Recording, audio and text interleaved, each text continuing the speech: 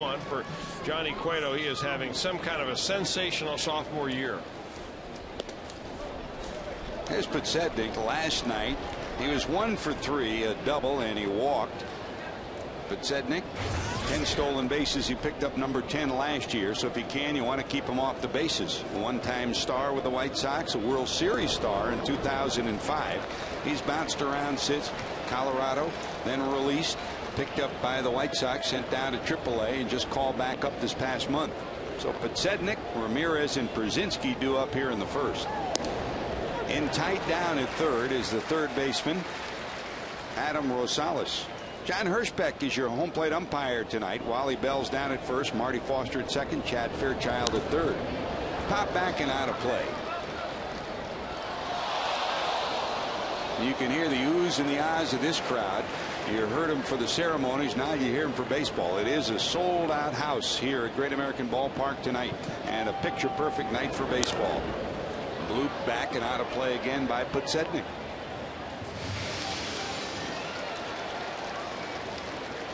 It's a nice sight to see the park filled, and it's been a great sight around downtown with folks coming from Chicago, yes, because the White Sox are in town, but from all over America to be a part of these festivities. This one skied into center field. Taveras giving chase. He's got room under it. He'll one-handed, and there's your first out. There's your Ford defensive alignment for the Reds today. Johnny Gomes will be in left, Willie Taveras in center, and Jay Bruce in right. Adam Rosales at third, Hairston is at short, Phillips at second, Ramon Hernandez at first, and Hennigan behind the plate. That's your Ford defensive alignment. It is the defensive alignment because, remember last night, if you were with us, just before the game, Alex Gonzalez complained of elbow stiffness. They scratched him from the lineup. They took an MRI of the elbow, and while he said he really had no prior indication, Chris, until the last couple of days, they found there's bone chips in the elbow. He's going to have surgery this week with Dr. Timothy Kremchek, so he's on the disabled list and probably will be out at least 4 to 6 weeks. I would say that it's about right, George. You're going to have to go in and surgically remove that. So now you see all the transactions that happen. Matt Maloney, the left-hander, option back to Louisville. Castillo comes back up from Louisville. Alex Gonzalez, as you said, he goes on the DL. Edwin Encarnacion goes to the 60-day disabled list, and Danny Ricard comes up from the minor leagues. He's the guy that's going to be able to get some playing time in and help a little bit, batting about 290 down in the minor leagues. So I would imagine that Ricard will get the majority of the playing time of the guys that you just saw right there. Now, one more little bit of news is Edwin Encarnacion is all set to head out to a minor league rehab assignment starting tomorrow. He will head down to Louisville to start playing for the Louisville Bats. So that's a good sign for Edwin Encarnacion on the way to getting back up here to the major leagues. And even though you saw on that screen that he was placed on the 60-day disabled list, that really doesn't mean anything in terms of his time getting back. When he's ready to come back after he goes down in his rehab, he will be able to come back. Here's A.J. Pierzynski swinging and missing. And the other part of it is Joey Votto continues his rehab tonight. We may have a report a little bit later on. Here's Pierzynski in a 292, 6 homers, 16 knocked in. Last night it was Ramon Castro who caught Contreras. Tonight it's Pierzynski who's back in the lineup. That breaking ball misses down and in. 1 ball and 1 strike.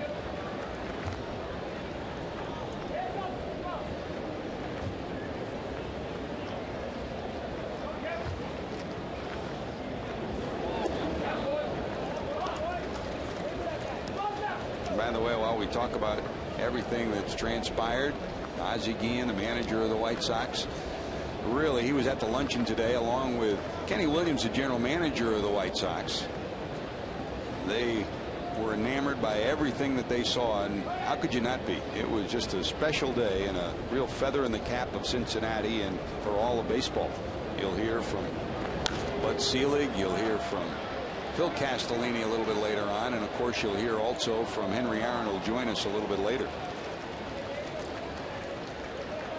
There's a souvenir, and there have been a lot of them floating around the ballpark tonight. It was great to see everybody trying to, get Bill Cosby to sign a ball down there, or Henry Aaron to sign a ball, and it's been that way around downtown the last 2 days.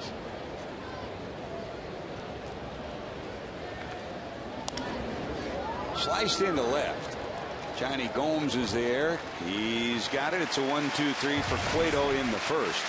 Part of the festivities, Jerry Hairston will head to the bench, and he'll be batting second in the bottom of the inning when the Reds take over. The Youth Summit Wanna Play Spectacular is a youth-oriented experimental event that took place today right after the luncheon on Fountain Square and 5th Street. It featured a whole lot of baseball-related activities, including batting cages, pitching alleys, and demonstrations. Brandon Phillips went there for the Reds. One of the local kids coaches, Charles Kelly, tells us about it.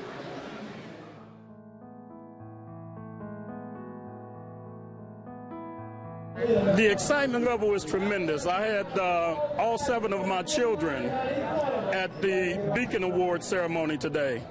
And it was really emotional. It was really an impactful day. It was an impactful day for everybody involved. What it means to me is an opportunity for Cincinnati to be a part of an event that's focused on racism and overcoming the impact of racism. We have a lot of issues here. And for this event to be in Cincinnati is just one indication of what the Reds and Cincinnati have intended for us to move to the future. To my players, it means an opportunity for them to get a chance to have baseball in their communities on a level playing field as the suburban communities. The Reds have renovated fields in Cincinnati. They provide uniforms. They provide equipment. They provide opportunities for these kids to be involved at a higher level of baseball and to travel with it.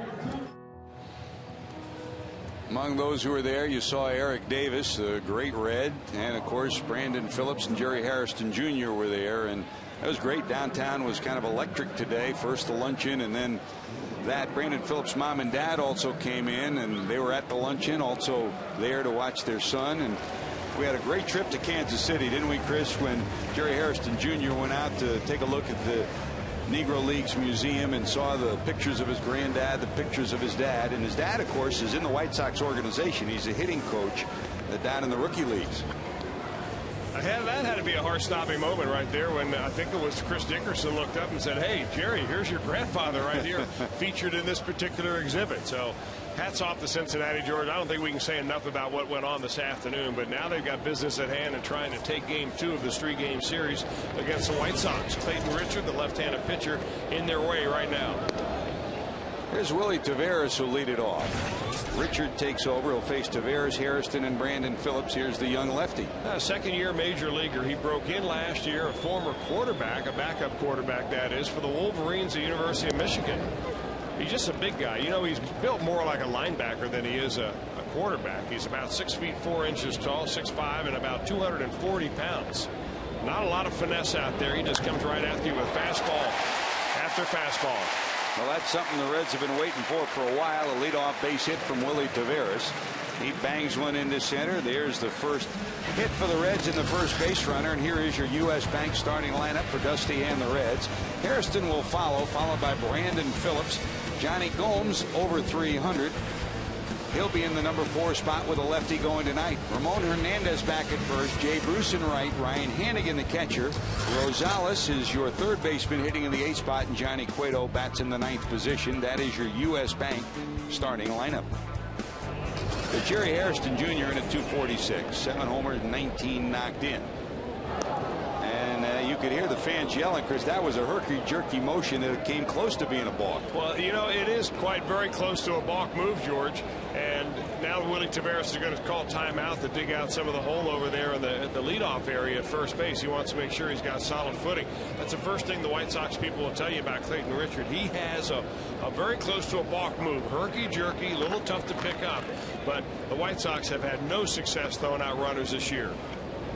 Showing bunt as Hairston fouls it off. Brzezinski's only around 10%. In fact, for his career, he's only about 17%. I don't even think he's even close to 10% this year, George. In fact, the White Sox overall have only thrown out about 4% of the runners. That is by far the worst in all of Major League Baseball. You contrast that with what the Reds have done, and the Reds are throwing around 35% out. So that's a huge difference, especially when you have the speedster of the Reds on first base. You got to figure Willie Taveras ought to be off and running any pitch now. And they'll toss it over there again.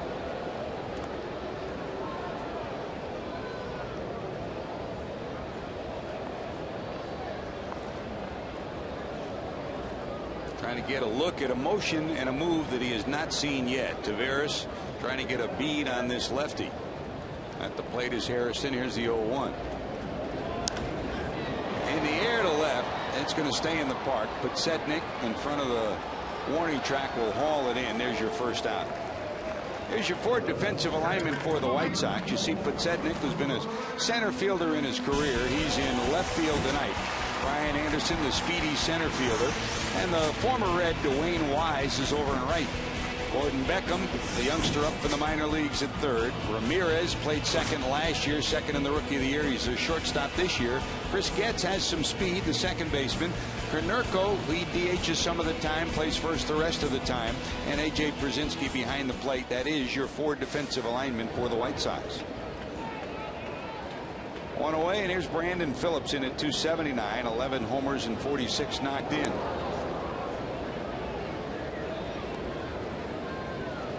And you see Taveras talking to the first base umpire, Wally Bell, saying, "You sure that's not a balk?" Well, you know, I'm not so sure that Taveras really ought to try to figure out his move. What he ought to probably do is just get a huge lead at first base, and on the first move that Richard makes, take off towards second, make Konerko throw him out. If he comes over there after lifting his leg up nice and high and make kind of a deliberate move to first base, there's no way that if Taveras takes off on the first movement period, that Konerko is going to throw him out. You double that by the fact that as a runner, you run inside the baseline right here. If you run right in there, you cut off the throwing lane from the first baseman, and you're able to really get the second base. And there you saw a slide step, the first time we've seen that from the lefty. So he's got the big leg kick, and he's got the big leg kick on the pickoff move. This is what I'm talking about right here, George. If you get picked off, this is where you run as a runner in there, and you cut off that throwing lane that the first baseman has to second. That's a strike on the outside corner, and it's 2-1. Brandon steps out, takes a look down at the third base coach, Mark Berry, who rolls through some signs for him. At first, as usual, Billy Hatcher for the Reds.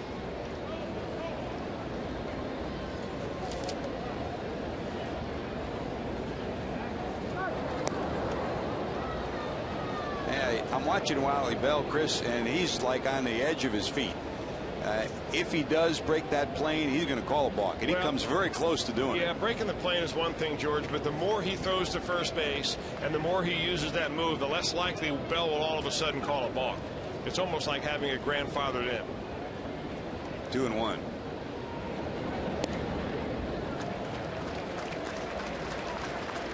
He's really got three different moves. 3 balls, 1 strike. What Dusty Baker is hoping that he'll spend so much time worrying about Taveras that Brandon will pick up his second homer in 2 nights. Last night, his homer, his 11th of the year, gave the Reds a 3-2 lead. Like to get another pitch like he got from Contreras last night.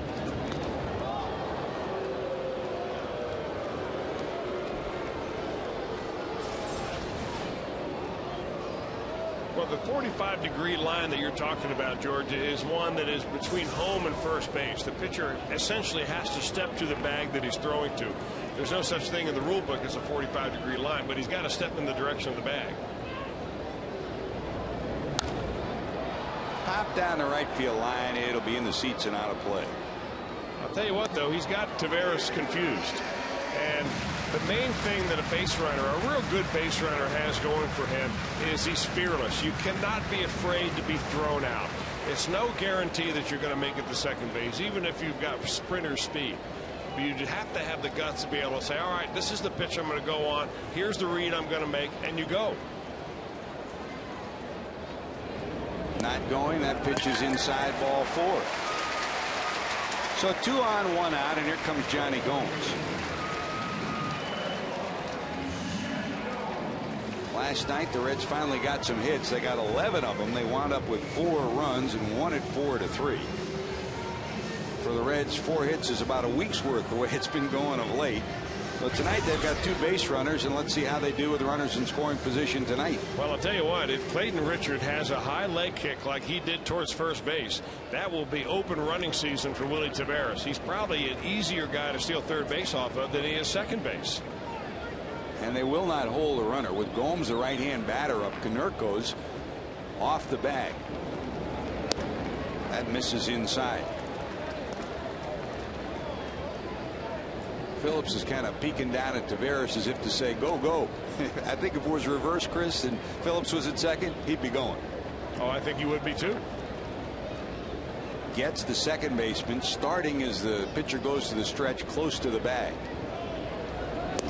That's a strike.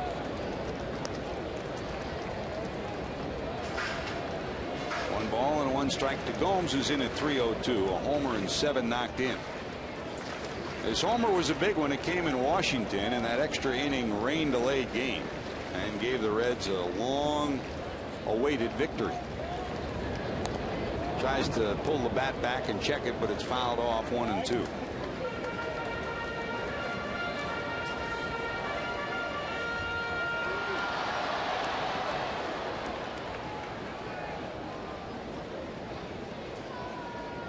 This is his 7th start in the last 11 games. The Reds have seen some lefties, so he's had a chance to get some more at bats. 1 ball, 2 strikes to Gomes.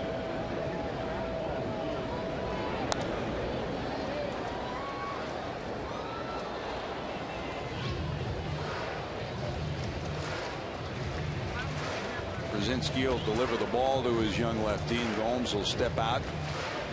Looking up at the screen to see if they showed that replay of where the ball was when he fouled it off. They didn't.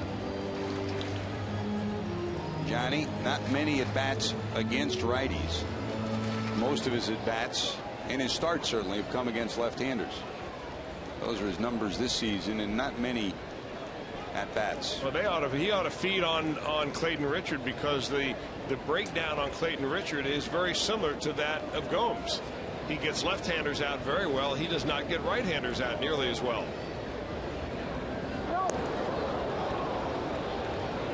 Well, Ozzy's using about everything in his book with this young lefty. He's throwing over, stepping off.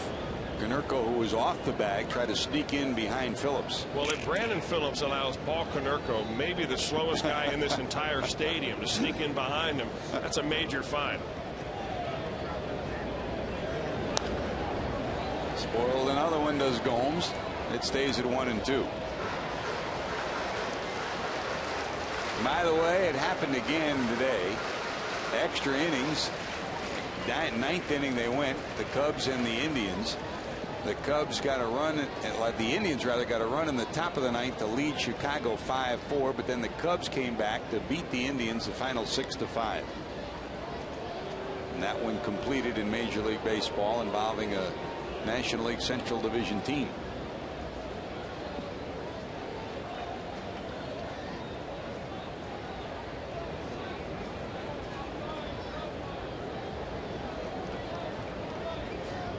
There go the runners.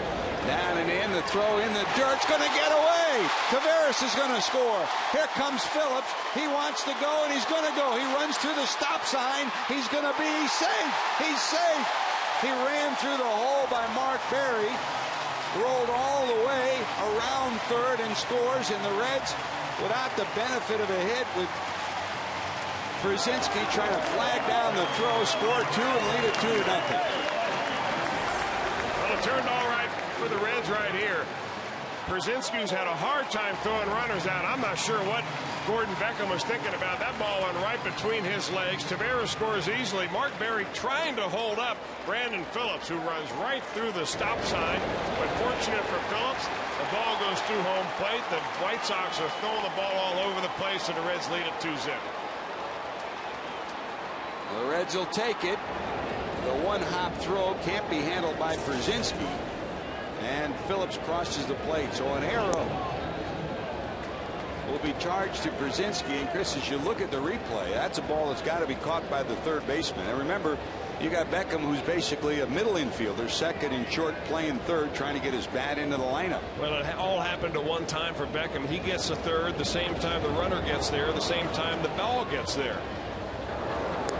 Well, there's a strikeout of Gomes finally for the second out of the inning. Here's another look. Well, here's the stolen base play. Taveras is going to be safe. The throw's not there nearly in time, but the ball, I don't know whether Taveras had distracted Beckham or not, but the ball went right through the wickets, and then on the return throw to home, Brzezinski couldn't catch it. That ball had a life of its own.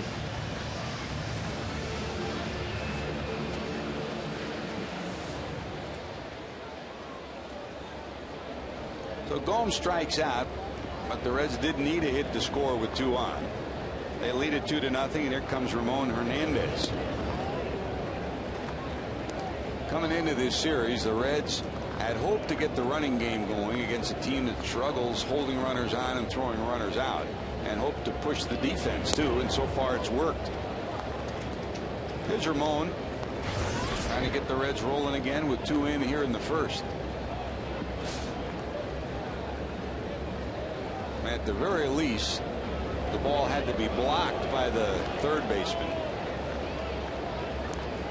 The throw really hit right at the bag. It was right on the bag. Was not a bad throw. No. It would not have gotten Taveras. No, but they've given the error to Brzezinski.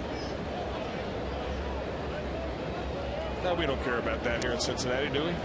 Who gets the error as long as the runs come in? It's what's on the board that counts. Richard strikes out 2, but the Reds score 2, lead it 2-0. We'll be back after this.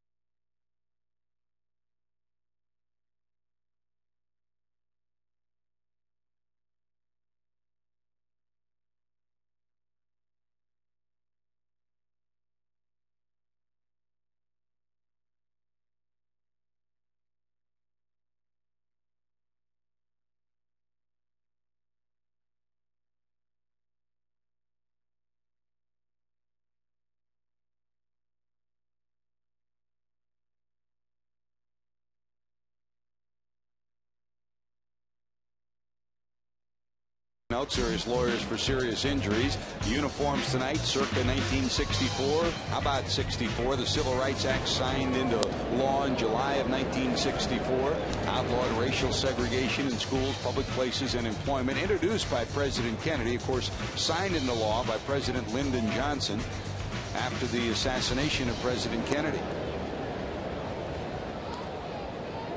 Now, part of this weekend's activities included, and there is one of the throwback uniforms. Everybody in the Reds clubhouse anxious to see Frank Robinson, anxious to see Henry Aaron, and they did. Here's Konerko, who bangs a single into center field. Paul Konerko, last night for the White Sox, homered in the 9th inning. Fortunately, it was a leadoff homer that cut a 2-run lead down to 1.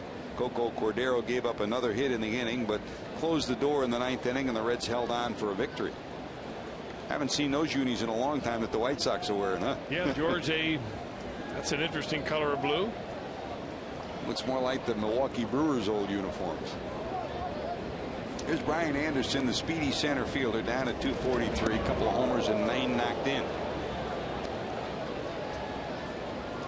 It's a little bit of a different club than you've seen of the White Sox in recent years. You know, they usually hit 200 or more homers in a season. This year they're not homering as often. Part of that, of course, in this series is due to the fact there is no designated hitter rule, so Jim Thome does not start. Thome did get one at bat last night. That at bat, a pinch hit at bat against Arthur Rhodes, and he kind of knows if it comes again and he's ready to hit, that he's going to face Arthur Rhodes, who he's never had success against. Carlos Quentin is also, of course, on the injured list. There is the guy heading to 600 home runs now. Came up with the Cleveland Indians, on to Philadelphia, and now to Chicago. This is the final year of his contract. You know, George, you got to figure that Ozzie Guillen, again, especially against a right-hander, a tough right-hander like Johnny Cueto, would love to figure out a way to get Thome in the lineup.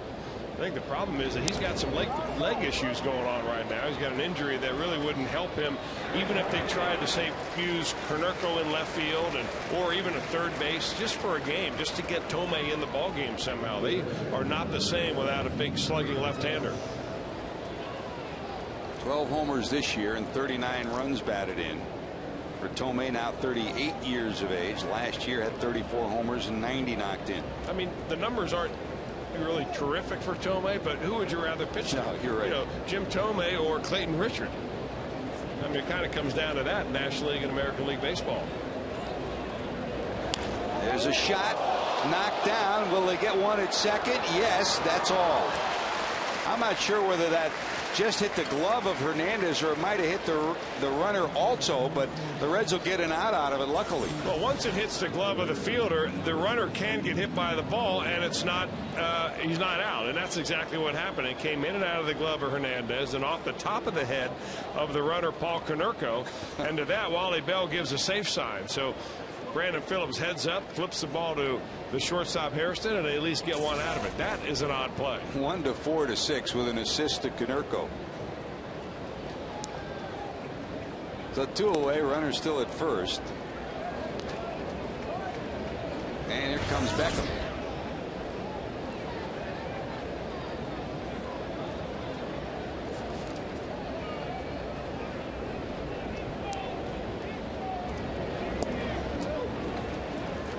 Hey, one thing about Beckham, he looked a little overmatched last night, mainly because he looked bad on breaking balls. But in the 9th inning, when he faced Francisco Cordero, he had a very good cut at a Cordero fastball, hit a line drive right to the shortstop, and he's got a nice quick bat.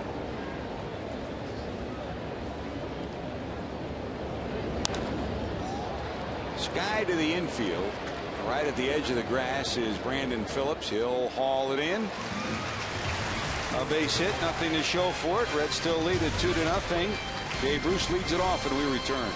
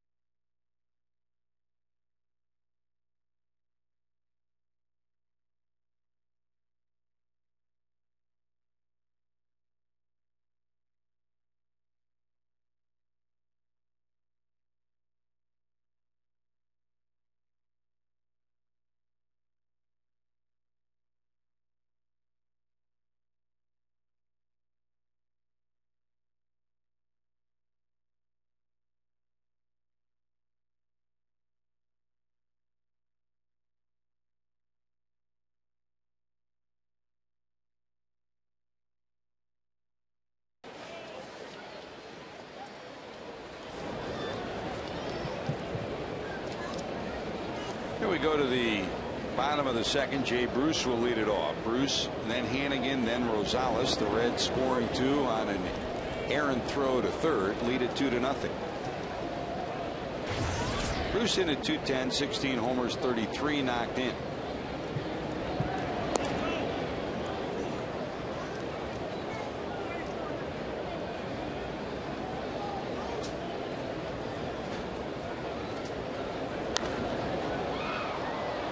Slice to the left side, going back. Beckham reaching in, he'll run out of room. 1 ball and 2 strikes to Jay Bruce.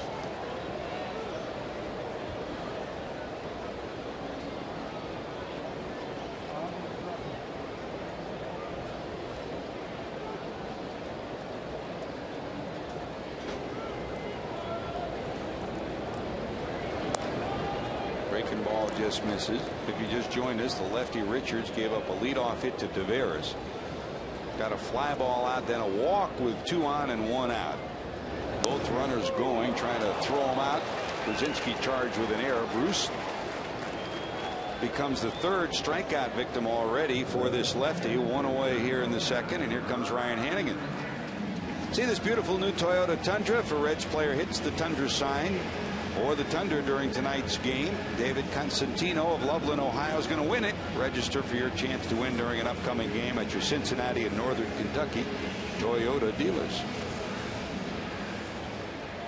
1 away, here comes Hannigan. Ryan in at 325, a homer and 8 knocked in. Modest 3-game hitting streak. And every day, game's over, you look at your scorecard. He's got 1 or 2 hits, gets on base 2 or 3 times. And he continues to lead all National League rookies in hitting at over 300, 325, and on base percentage over 400.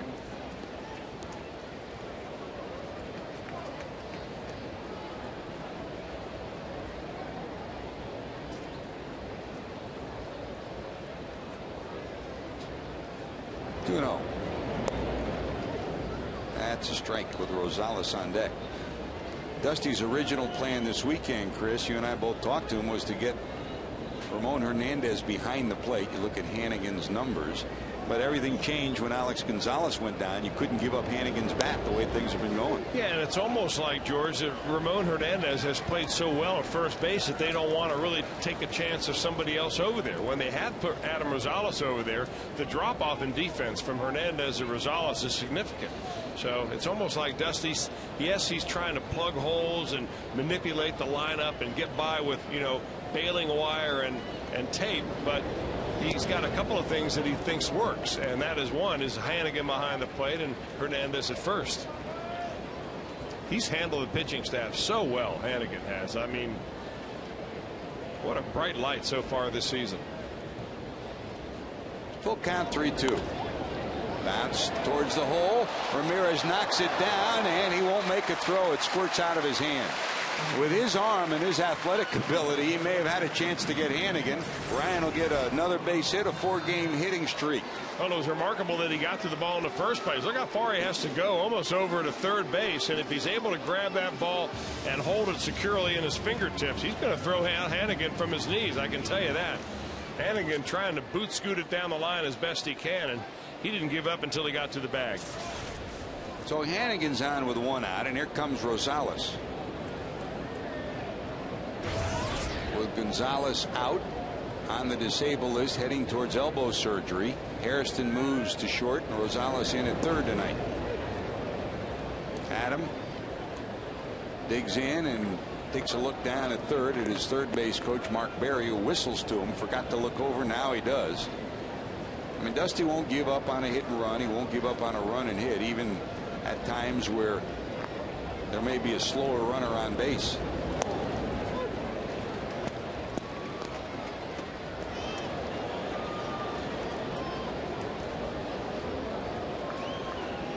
Mr. Energy, Adam Rosales, number 23.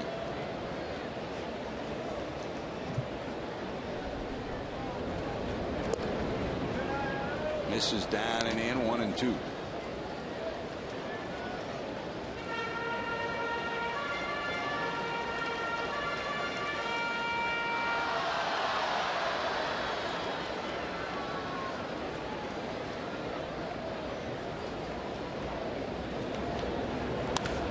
Drilled towards left. Podsednik going over, reaches up, and he hauls it in. Well, still in all, that's a moral victory for Adam Rosales because he's been hitting so poorly lately. They've kind of messed with his batting stroke a little bit. They're trying to get him to stand up a little taller, and he's a little more upright in this at bat, but he hits that ball. Looks like a cutter from Clayton Richard right on the money. So he'll go back to the dugout feeling not so bad about making it out right there because he feels like he centered the ball, saw it well, and had a good stroke. A rocket from Rosales, but right to the glove of the left fielder Podsednik. Here's Cueto. Johnny, 4 hits and 25 at bats. That translates to 160 on the season. Trying to help himself right here.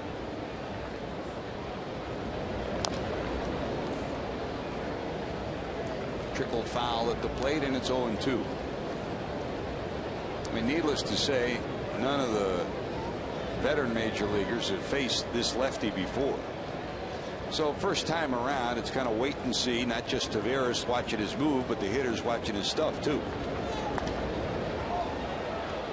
Down the right field line, it'll be in the seats. Well, like a lot of young pitchers, George, Clayton Richards so far in his young major league career, he broke into the big leagues last year with the Chicago White Sox as a reliever and a part-time starter. Same thing for him this year. He's had 12 relief appearances in addition to his 8 starts.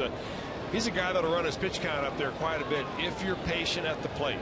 Although tonight so far he's been ahead of most Reds hitters. And what the scouting report usually is, and it is true on this young man as well, that he's a strong arm left-hander with kind of a funky delivery, and he doesn't have real good control of his breaking stuff. He can throw his fastball for a strike. He did strike Jay Bruce out on a slider, but for the most part, there aren't a whole lot of change-ups and curveballs and off-speed pitches that he's trying to mystify you with. He pretty much rears back and gives it Powder River.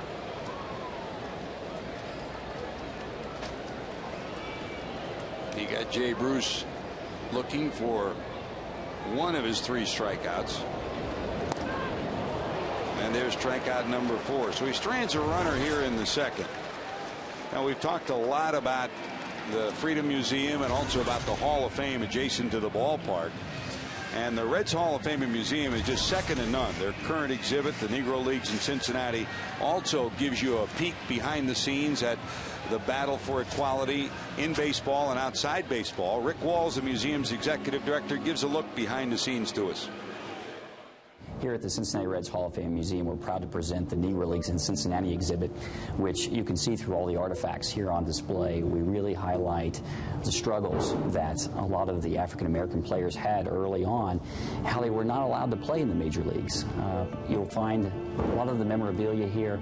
Here you'll find game-used bats from Henry Aaron, as well as Willie Mays take up this exhibit. We have cleats worn by Chuck Harmon, the first African-American player to play for the Cincinnati Reds.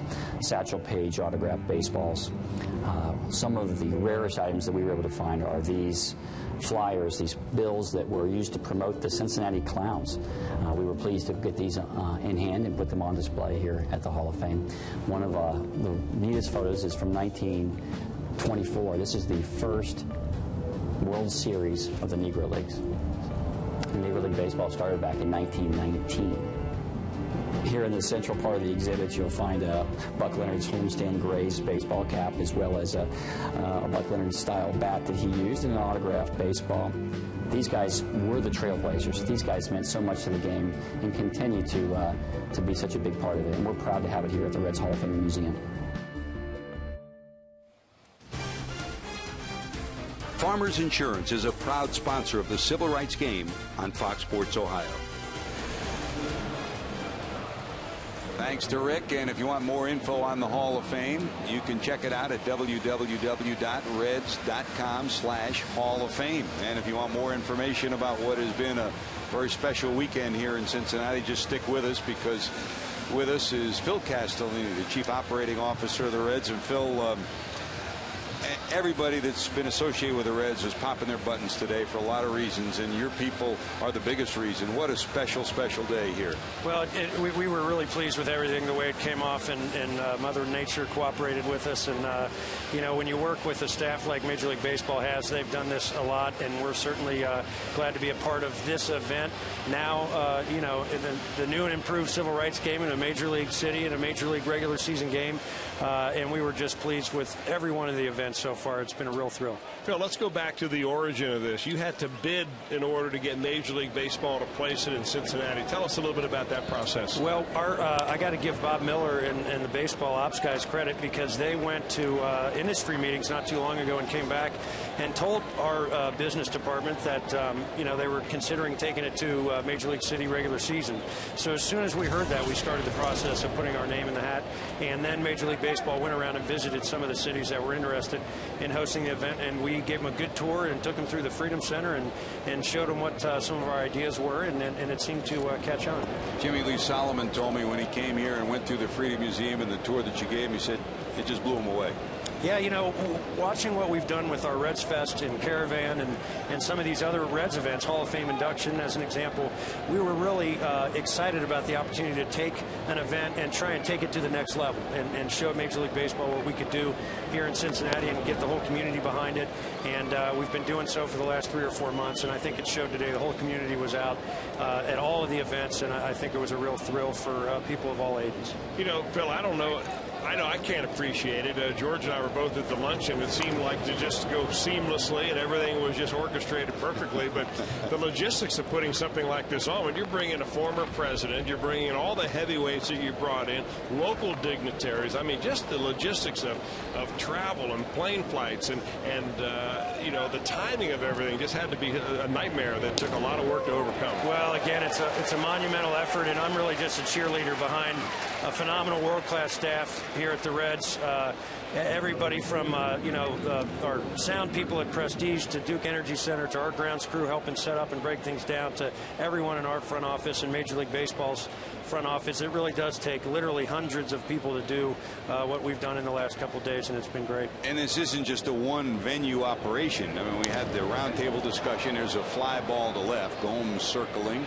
He'll haul it in. Then there was the luncheon today at the Duke Energy Center. And then what were you thinking when you looked at a Phil ballpark and you saw everybody coming in on the golf carts from the outfield today? You had to have a special feeling. I tell you, I've been to a couple of big Major League Baseball events, and to see these guys come in today to our crowd like we have down here, and our fans cheering for the icons like Muhammad Ali and Hank Aaron, and seeing these guys wave, and of course Bill Cosby. I grew up watching all of his different shows, and I'm a huge fan. And the uniform he came out with, it's just been a lot of fun the whole time, and we've had serious discussions. We've laughed. I know I teared up a few times over the past couple of days hearing some of the stories that we did at both the roundtable and the luncheon. And then you see the kids on Fountain Square today, which is just unbelievable. It was like a mini Reds Fest out on Fountain Square. So it's just been a real thrill to have all the different events come off in the way they have, and we couldn't be happier. 2 away here in the top of the 3rd inning. Scott Podsednik up for the 2nd time. It's almost like the baseball game was secondary, but this ball club's playing some good baseball. They're playing some good baseball, and those are some good-looking uniforms. I tell you, I really like one of my favorite parts. This is one of the few eras that the Reds had the navy blue in the uniform. So if you look close, and it was pre-Wishbone C, so there's something very unique about the giveaway today. The Mets jersey that the fans got, and of course the players wearing these, and they're going to get a set of these to keep as a memento. It's just been a real thrill. 1 ball, 1 strike, lined into left. That's going to drop for a hit.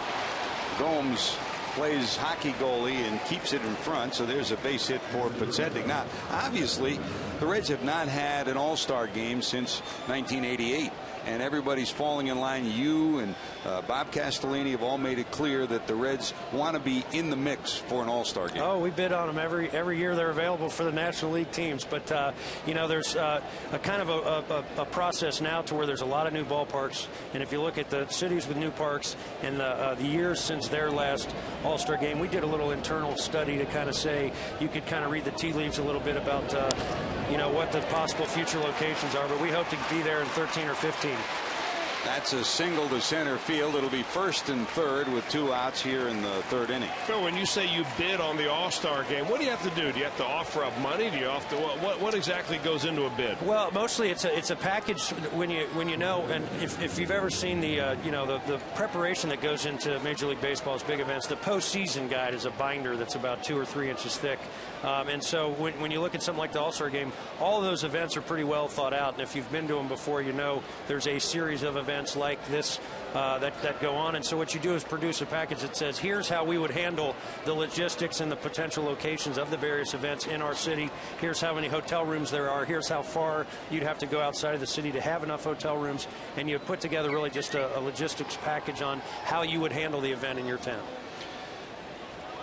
You sat through yesterday, you sat through today, and it'll linger through till tomorrow. What's been the moment that has touched you the most so far?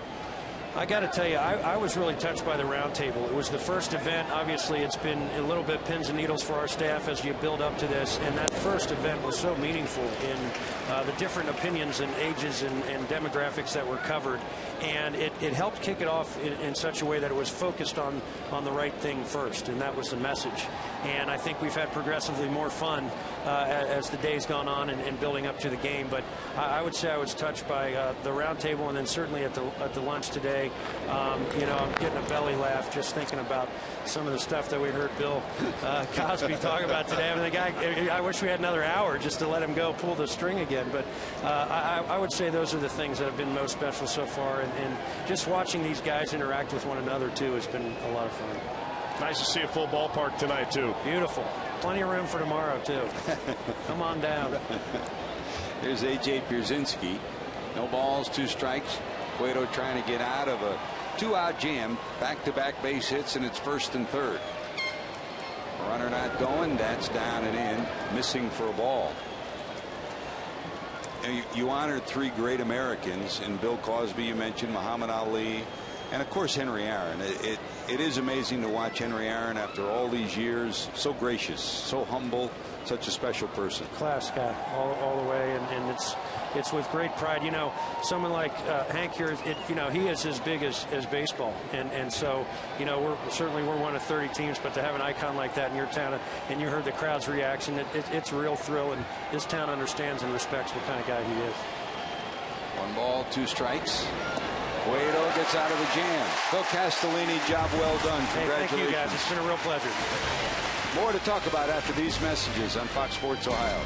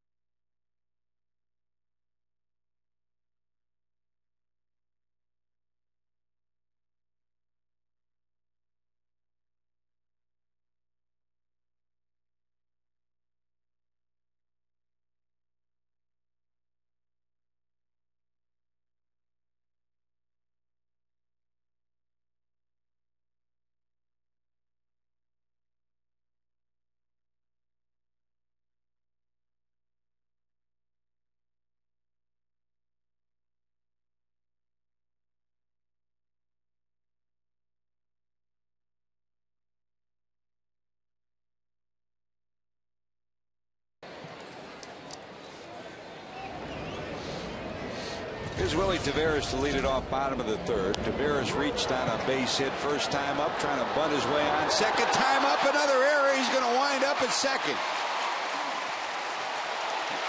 He's going to try for third, and he's going to get there.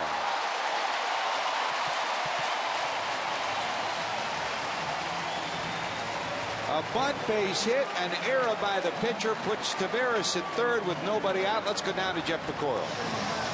Thank you very much, George. It is my great pleasure to stand here next to Don Johnson. You may not know, George, you know him as the first African-American scout for the Cincinnati Reds. But let's go way back in time and tell the people this. It's a great story of how he got into the Negro Leagues. You actually paid $1.50 to go watch a game, and all of a sudden you were watching the game, were you? I was watching a game. I was watching infield practice. Winfield West was the manager. Pat Patterson told Winfield, now there's a good infield for you. You've been looking for an infielder.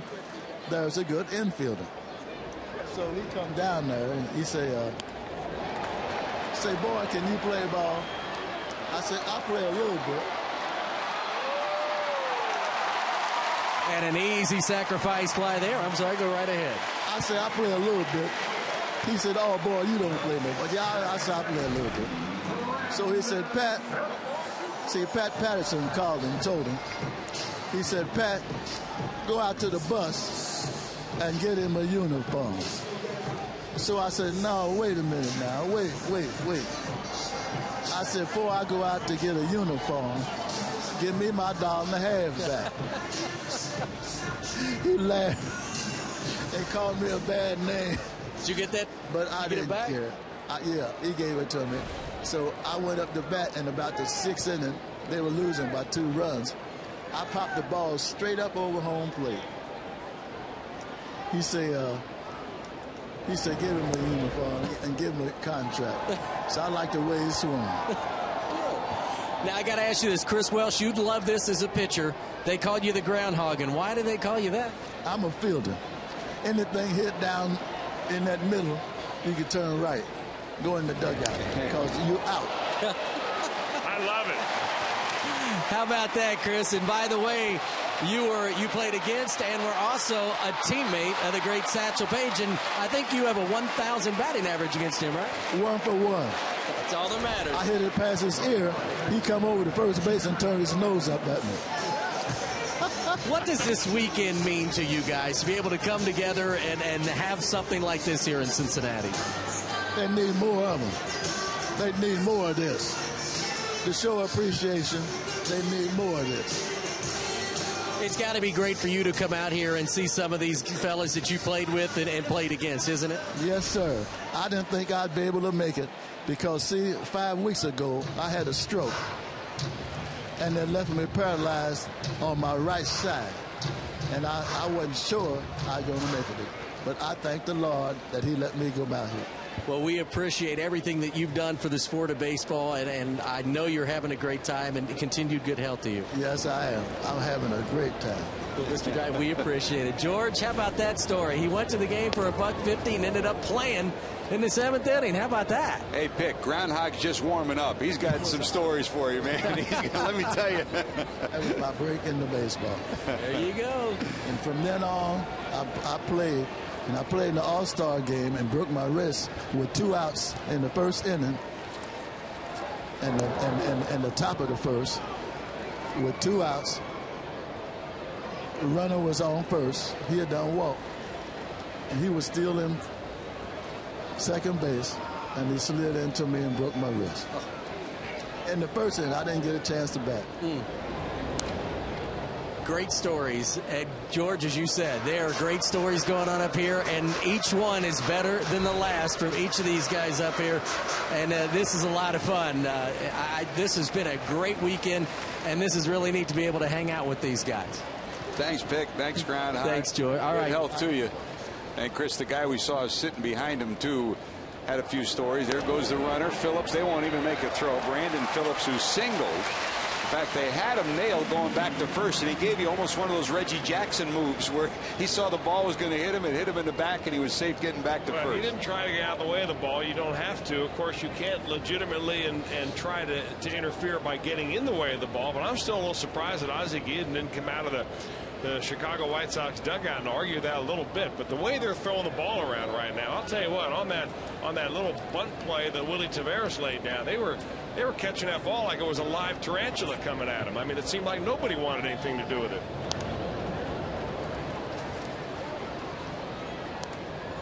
And Ozzie has ripped his team for the defense or lack thereof this year.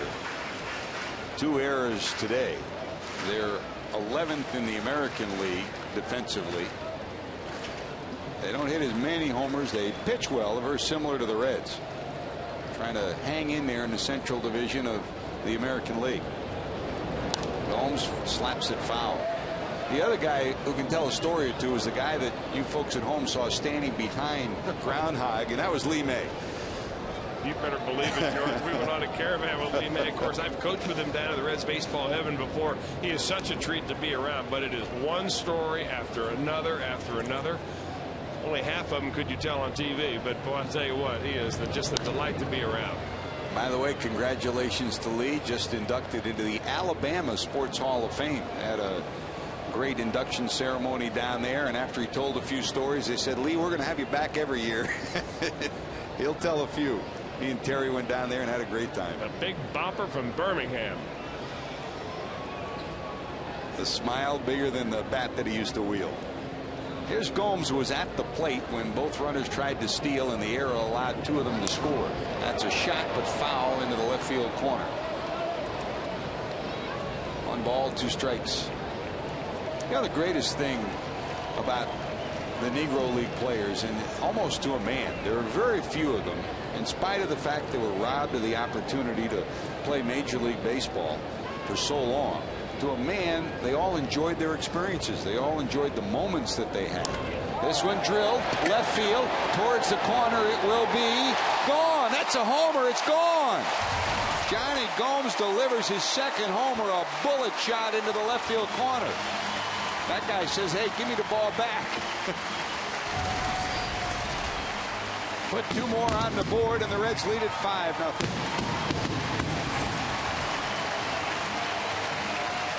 Now, it looks like he throws a little changeup right there. He struck out Johnny Gomes on that same pitch the first time up, but there is such a thing as going back to the well once too many times. And that's what Clayton Richard finds himself making a mistake to a big power hitter like Gomes, who lines it out of here like a bullet. And that's a 5-0 ball game. So Gomes at the plate delivers a 2-run homer. The first time he's at the plate, it was the 2 stolen base effort that resulted in 2 runs for the Reds on Brzezinski's error. Here's Ramon, struck out first time up. He pops up. Beckham there will haul it in for the out. 2nd out of the inning. Tonight's Mega Million jackpot, $68 million. $68 million. Buy a ticket today. You could be a winner in the Ohio Lottery. So Ramon 0 for 2, and here comes Jay Bruce, who struck out looking first time up. It was great to watch Chuck Harmon today, and we'll have a feature on him a little bit later on. Just sit there and bask it all in, looking at Henry Aaron, looking at Frank Robinson, looking at all the people in the room at the Duke Energy Center, and happy to be a part of it. And there is a guy who, every time you see him, you close your eyes, you think of Chuck Harmon, you think of a big smile. No balls, 2 strikes to Jay Bruce.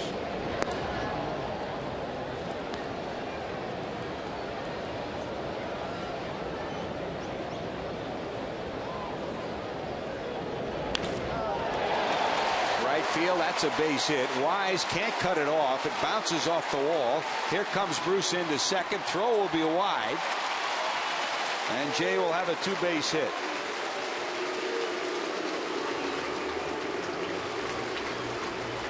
And don't forget, when the Reds get it done with a run batted in this season, that means another $25 from Shakely goes to the Reds Community Fund. Shakely, it's done.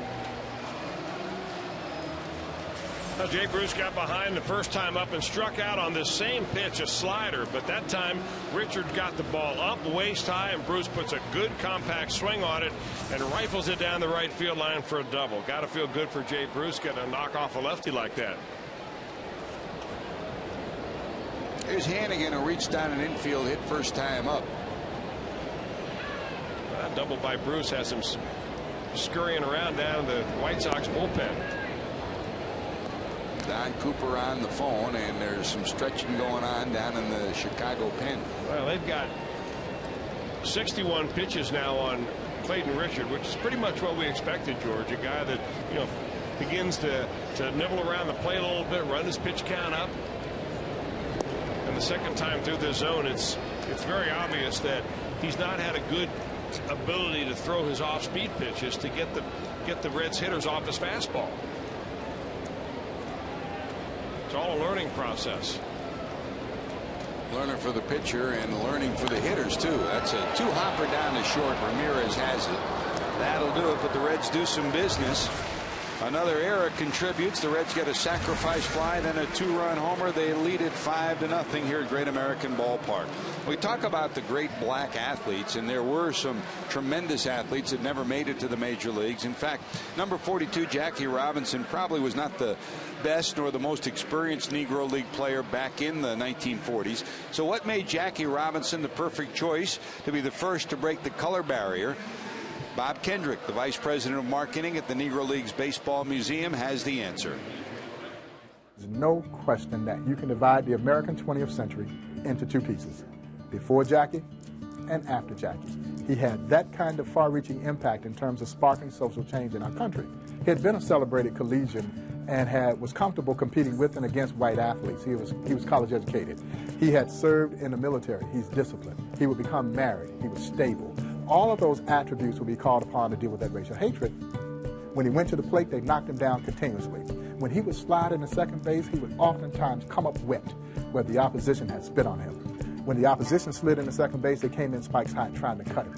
They did everything imaginable to break Jackie, but Jackie would not break. So Branch Rickey had a double difficult task of identifying the right guy, because failure was not an option on either side of the equation. Had Robinson failed, this would have set this movement back, who knows, 10, 15, 20 years before another African-American would have gotten an opportunity to play in the major leagues. And keep in mind that Jackie's not playing for Jackie. Jackie was literally carrying 21 million black folks on his back.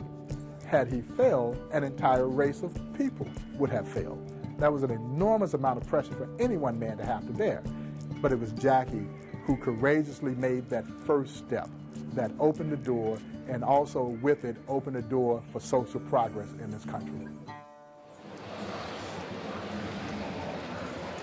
That very courageous first step for Jackie Robinson, and a courageous first step for Major League Baseball. And while we celebrate Jackie Robinson, you can never take anything away from number 42, not just Jackie, but we celebrate also the legacy of Jackie Robinson. Rachel Robinson, Sharon Robinson. Rachel has been as instrumental as Jackie was in carrying on the dream for so many years. And Sharon, the daughter, also, Chris, a very special individual that each of them has given us so much since Jackie's passing. And, of course, Jackie's last public appearance was here in Cincinnati during the World Series before he passed away just weeks after that. Here's Johnny Cueto, now staked to a 5-0 lead, facing Paul Konerko.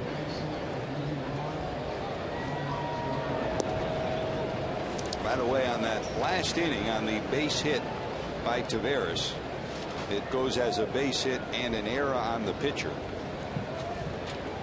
So the end result will be all runs in the inning were earned for the Reds.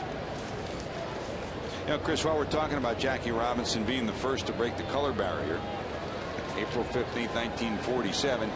I mean, don't forget, I mean, Larry Doby wasn't the first. There's a dribbler down to third. Rosales scoops, fires, got him, and Konerko's retired.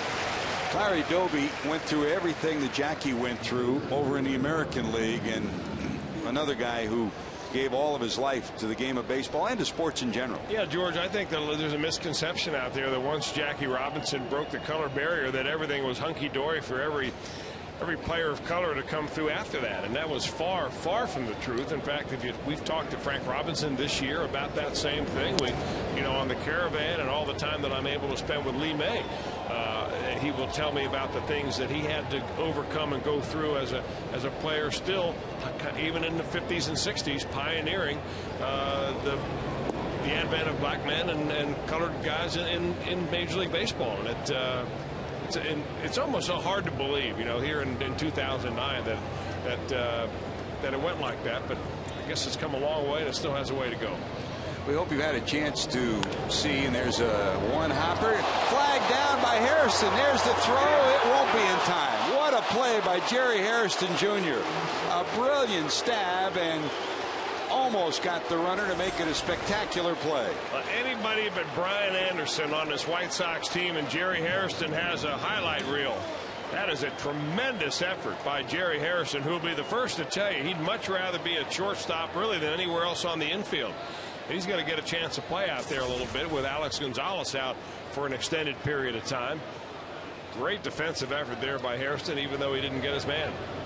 Infield hit for Anderson. He's 1 for 2, and here comes Getz, who bounced out 3 to 4 to 6 first time up.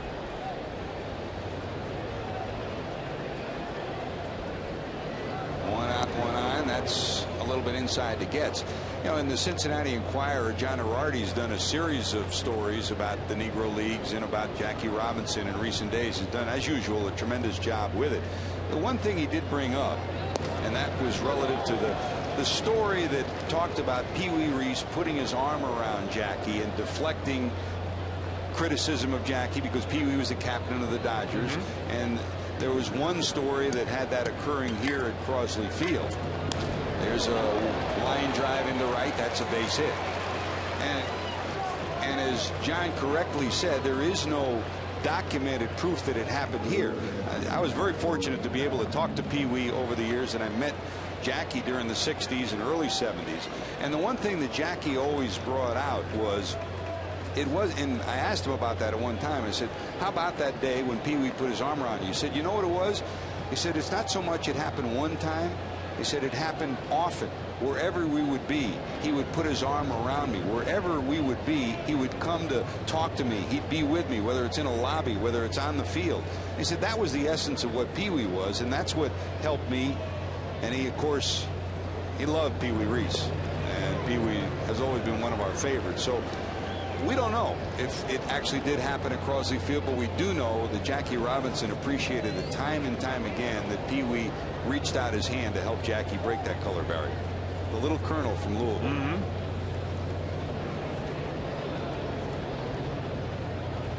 One out, 2 on, and here's Beckham, who popped up first time out, and Cueto and Hannigan will huddle to try to get together. By the way, time for our flash trivia question of the night. Who are the 4 players who played in both a Negro League and Major League World Series? 4 players who played in both a Negro League and Major League World Series. Good question, answer coming up for you.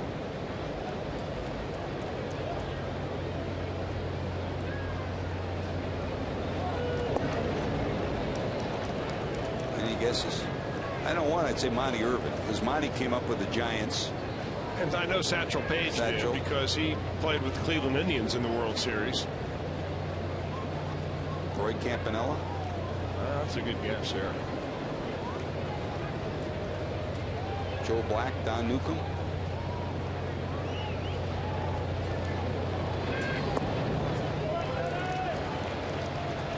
Two balls, 1 strike. Cueto, first blip on the radar screen, comes here in the 4th inning. 5 runs, 6 hits for the Reds. No runs, 5 hits for the White Sox.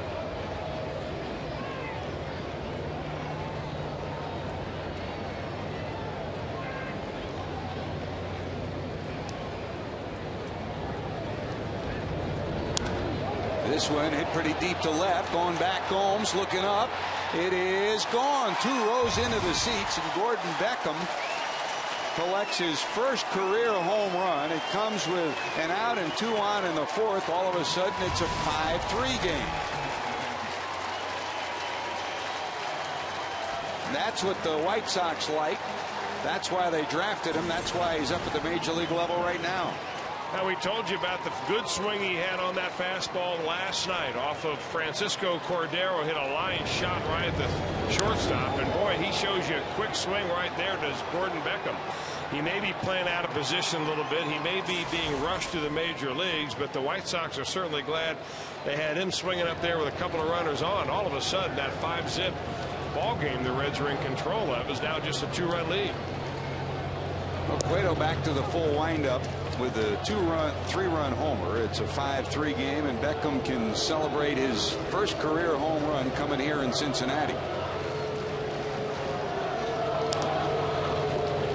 And here's Wise, who struck out looking first time up.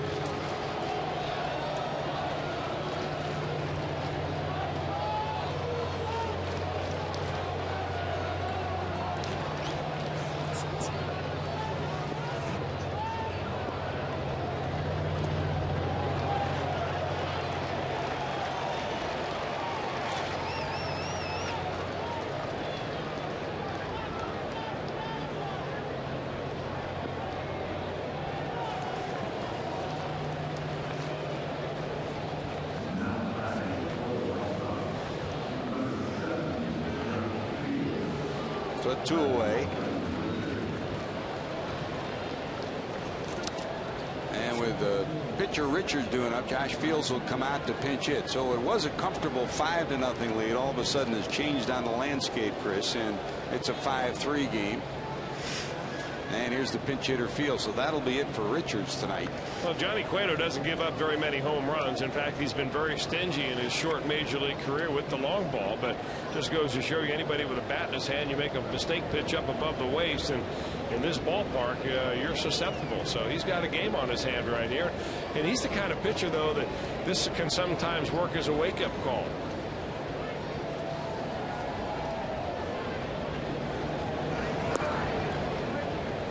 In the dirt, ball 1 to the pinch hitter. So it's 5 runs, 6 hits for the Reds. Now 3 runs and 6 hits for the White Sox.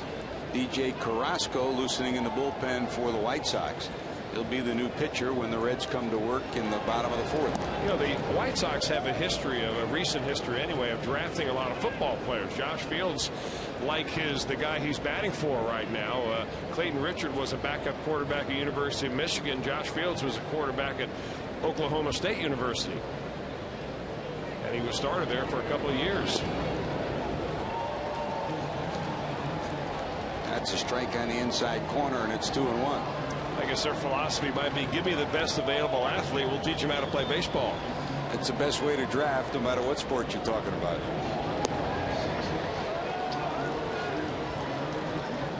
Three and 1. And Cueto will take a step back and try to collect himself. So cruising along with a 5-0 lead. Johnny's hit a bump on the road here in the 4th inning. Big swing, full count with 2 outs. Well, if you're charting it as far as hard hit balls, that was 3 very sharply hit balls against Cueto in this inning. The infield snag by Hairston was a bullet. Gets it a hard line drive up the middle, and of course Beckham spoke for itself when it landed in the seats. And at bat, that young man will remember forever. First home run for Gordon Beckham, coming here in Cincinnati on a memorable weekend, not just for baseball, but a memorable weekend for the civil rights movement, a memorable weekend to commemorate the civil rights movement. There's a swing and a miss. Cueto gets out of trouble, but not before a homer by Beckham. It's a 5-3 game.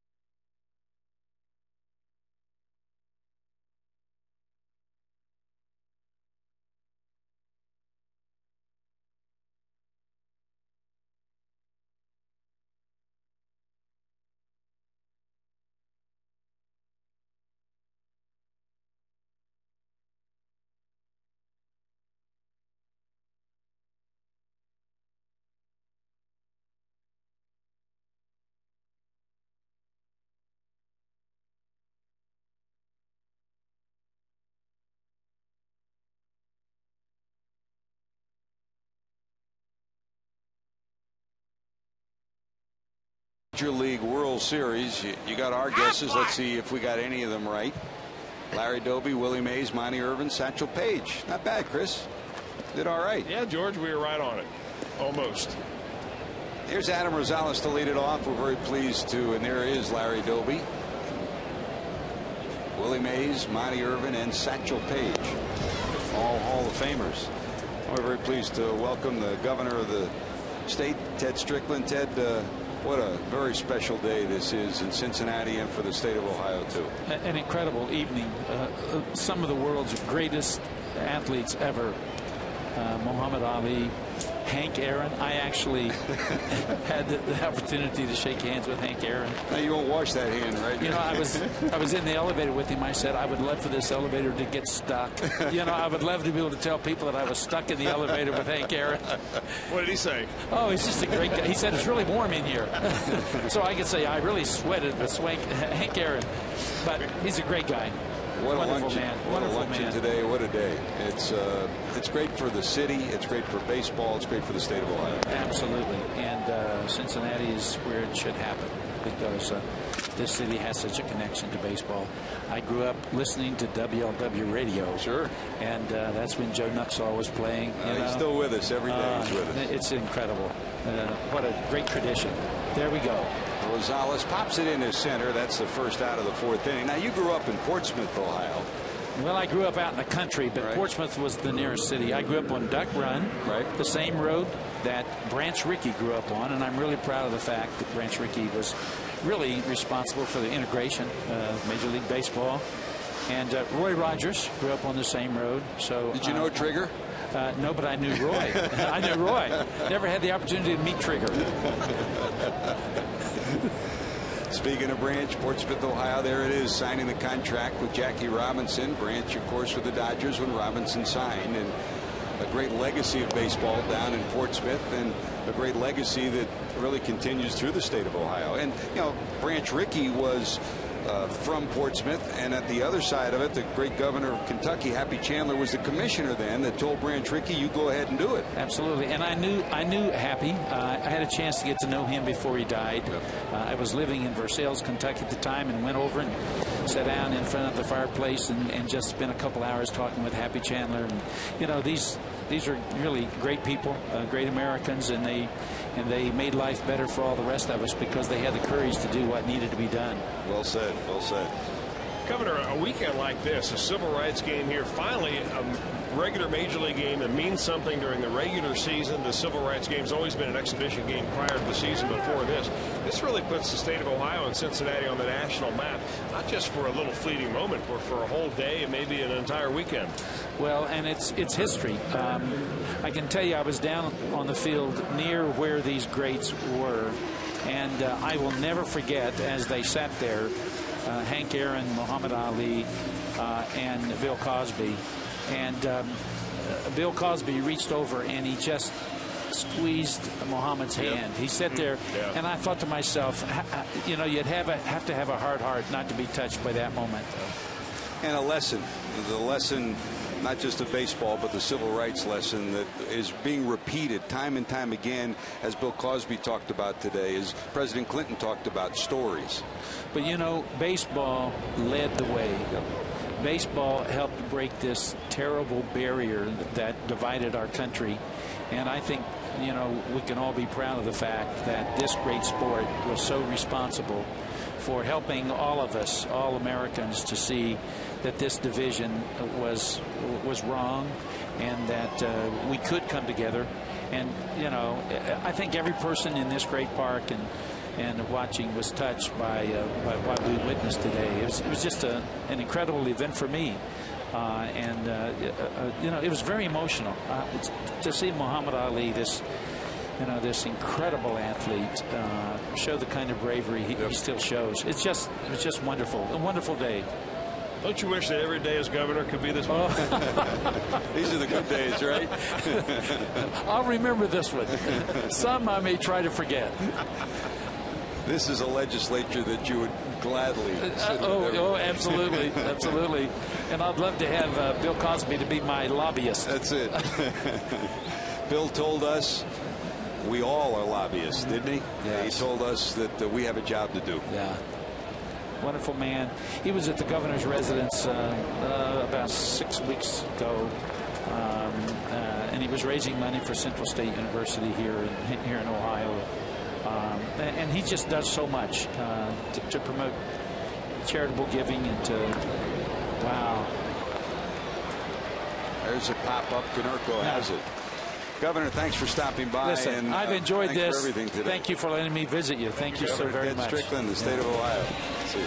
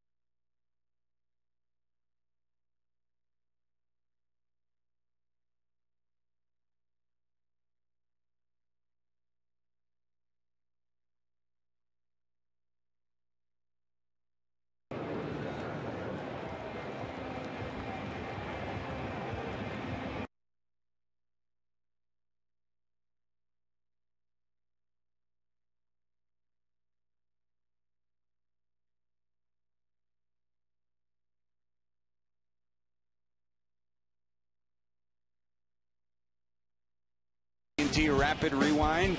Let's go back in history. The Hammer, number 44, in Cincinnati at Riverfront Stadium. A memory to remember. Our AT&T, the nation's fastest 3G network. AT&T, your world delivered.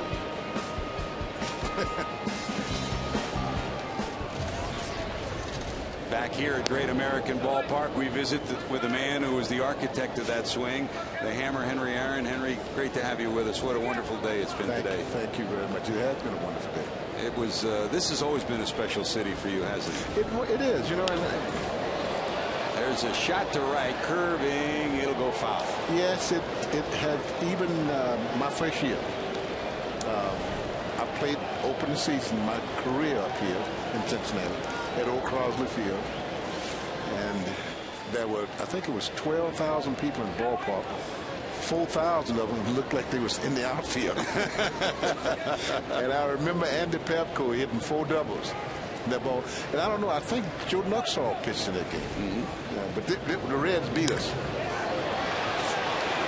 Another swing, this one to right field. That won't stay in the park, and Scott Podsednik gets his second hit of the day. Podsednik's homer makes it a 1-run ball game, 5-4.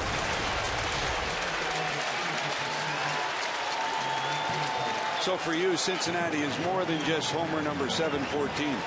It's a remembrance. I remember so well, and you know, I got my 3,000 base hits at Old Crosley Field. Before then, of course, I broke my ankle. Yes. I remember I had a 4-for-4 day. I had broke my ankle on the third hit I got.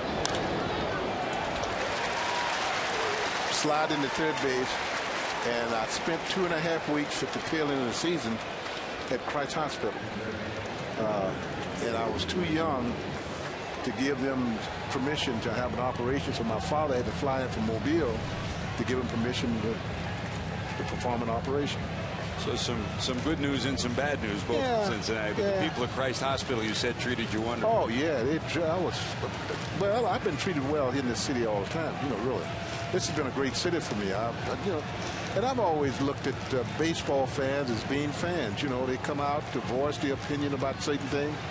And either you do or you don't. You go up and you hit a ground ball and you don't run hard to first base. They got a right to boo you. They got a right to say whatever they want to say. So, I tried not to do that. Well, you never did. Yeah. You never did. Make no mistake about that, right, Chris? Well, I don't think I was ever around anybody that booed Hank Aaron. I can tell you that. And growing up in Mobile, Alabama, when did you really start getting involved in baseball? Were you just a little toddler and loved it, or was it when you were a little older?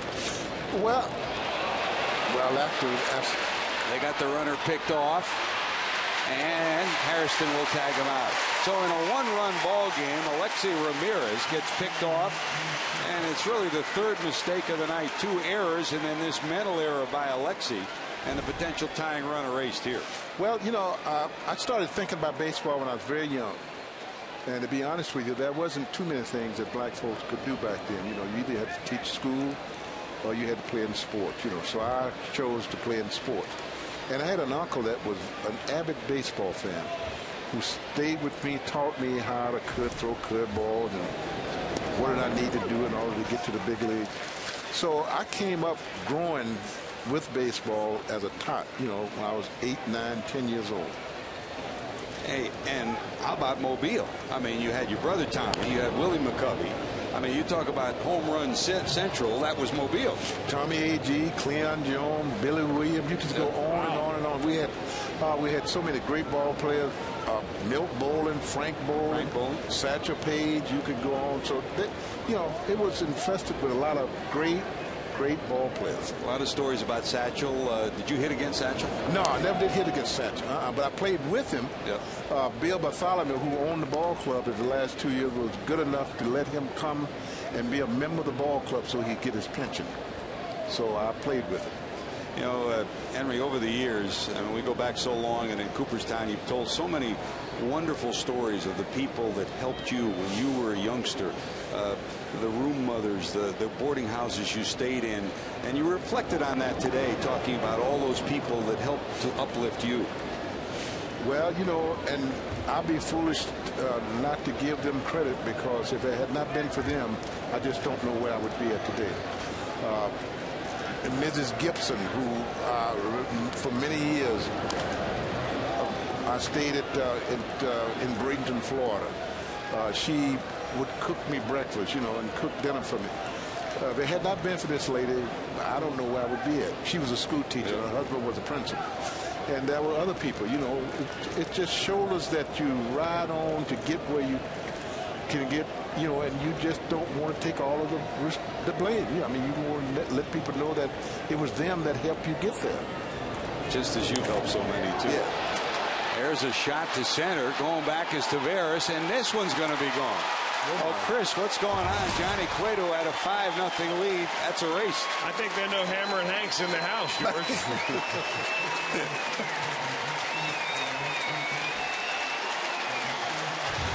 A.J. Brzezinski hits his 7th home run. This is a no-doubt shot to center field.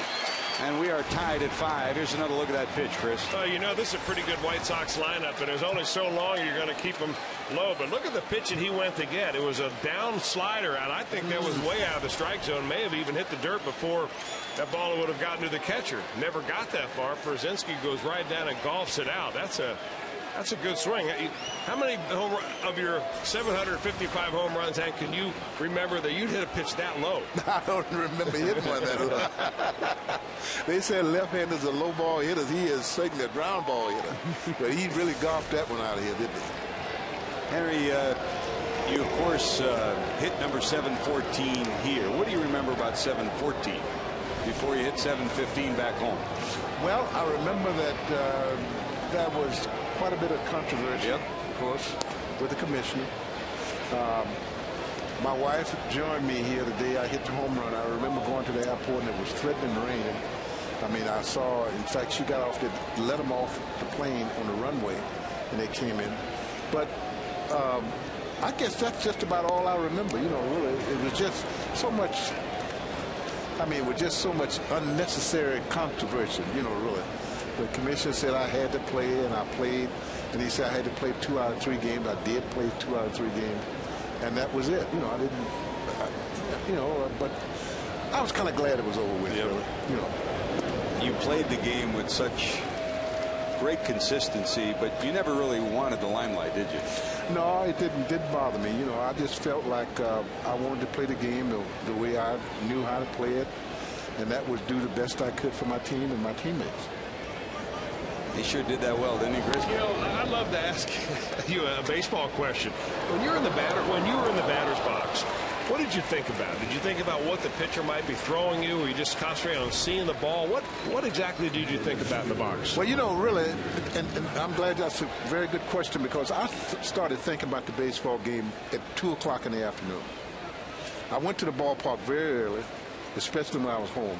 Went to the ballpark very early, and I started thinking about the pitcher who I was going to face at 2 o'clock in the afternoon, what he would throw me if he was in a given situation. You know, so it wasn't like I thought about it at the game time. I thought about it before game time. When you were actually in the box, were you thinking about anything other than trying to just see the ball? I concentrate on nothing but the pitcher, really. You know, in fact, there was nothing that could get my attention away from what the pitcher was doing when I was on the batters, when I was kneeling. You always saw me kneeling, not swinging like you see some guys swinging. And I would always watch the pitcher, you know. Henry, you talked about those who helped you.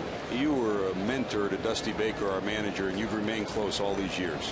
He's a wonderful person, you know, and Dusty was a wonderful ball player, you know. And the thing that is so amazing about him is the fact that he was so quick to learn. That's a bouncer through in the left field, a base hit for Brian Anderson. He was just so quick to learn, you know, and I was not surprised that he's been successful as a manager, you know, because he get along with people very well. He know how to communicate with people. Yes, that's him. Yes, he and I go back a long ways. I knew his family, and he is a wonderful person, and he loves his job. He loves to manage, and he is a good manager. What did you see in Dusty when he was just a kid coming up? I saw a player that probably had Hall of Fame written all over if things broke his way, you know, because he had the dedication that was going to make him that kind of ball player, you know. When Dusty was very young, I mean, when he first started out, he came to West Palm Beach, and I took he and Ralph, both of them aside. Ralph Garr. Yeah, Ralph Garr. I told them both of them, I said, listen, I said, you are in West Palm Beach, anything may happen. Dusty being a young kid from California, I'll never forget one day I was lying in bed and I get this telephone call, and somebody told me that Dusty had been in some kind of fight in the pool room. And I'm not a confrontation kind of person. I said, well, I got to go down here and see what was happening. And sure enough, it was over pool. Well, it was because Dusty wanted to play pool, that's all. It was a pool room thing, you know. And they wanted to kick him out, and some guy, they just got into all kind of, and Dusty was not the one to go back down, you know. So I took him aside after that, and I said, Dusty, I said, you've got to understand that you are in West Palm Beach, Florida. You're only going to be here for 2 more weeks. Concentrate on baseball. He said, and he promised me that's what he's going to do. But I don't ever remember anything else that he got into, you know. But he's a strong-willed person, and his mother and his whole family is that, you know. But the one thing about Dusty is that Dusty could have been a football player. Yep. He could have been a basketball player. He could have done anything he wanted to do. He was so athletic, you know, really. And I was just tickled to death to have him as a baseball player. And he was tickled to death to have you as a mentor and, as he said, a father figure when he was with Atlanta. Yes. He's a wonderful person. Pitching change, that'll be it for Johnny Cueto. Daniel Ray Herrera comes in. We continue to visit with Henry Aaron, the Hammer, who's here on this Civil Rights Weekend, and we're very pleased to have you with us, Henry. You've graced us so many times over the years with your presence, whether it's at Cooperstown or wherever you go. You care about baseball and you care about the kids. Yes, yes. And my wife and I know we're not talking about it, but we started our foundation many, many years ago to help kids to better themselves, and so we are very grateful for that. And today was an outstanding day here in Cincinnati to be with Bill Cosby and Muhammad Ali and the president. And look at the fans out in the stands here. You know, these people here in Cincinnati, you know, and the Hall of Fame Museum. You know, I mean, it's just been one heck of a day. So I am very grateful to all of the people here in Cincinnati and looking forward to coming back. Thank you. You've seen this town grow up from a baseball standpoint, played in Crosley Field, and of course Riverfront Stadium, and now Great American Ballpark. Yeah, I have. You'd like to hit here. Guaranteed. Depends on who's pitching. Here's your first home run at Riverfront Stadium. It was a little tougher to hit him out there. You got it.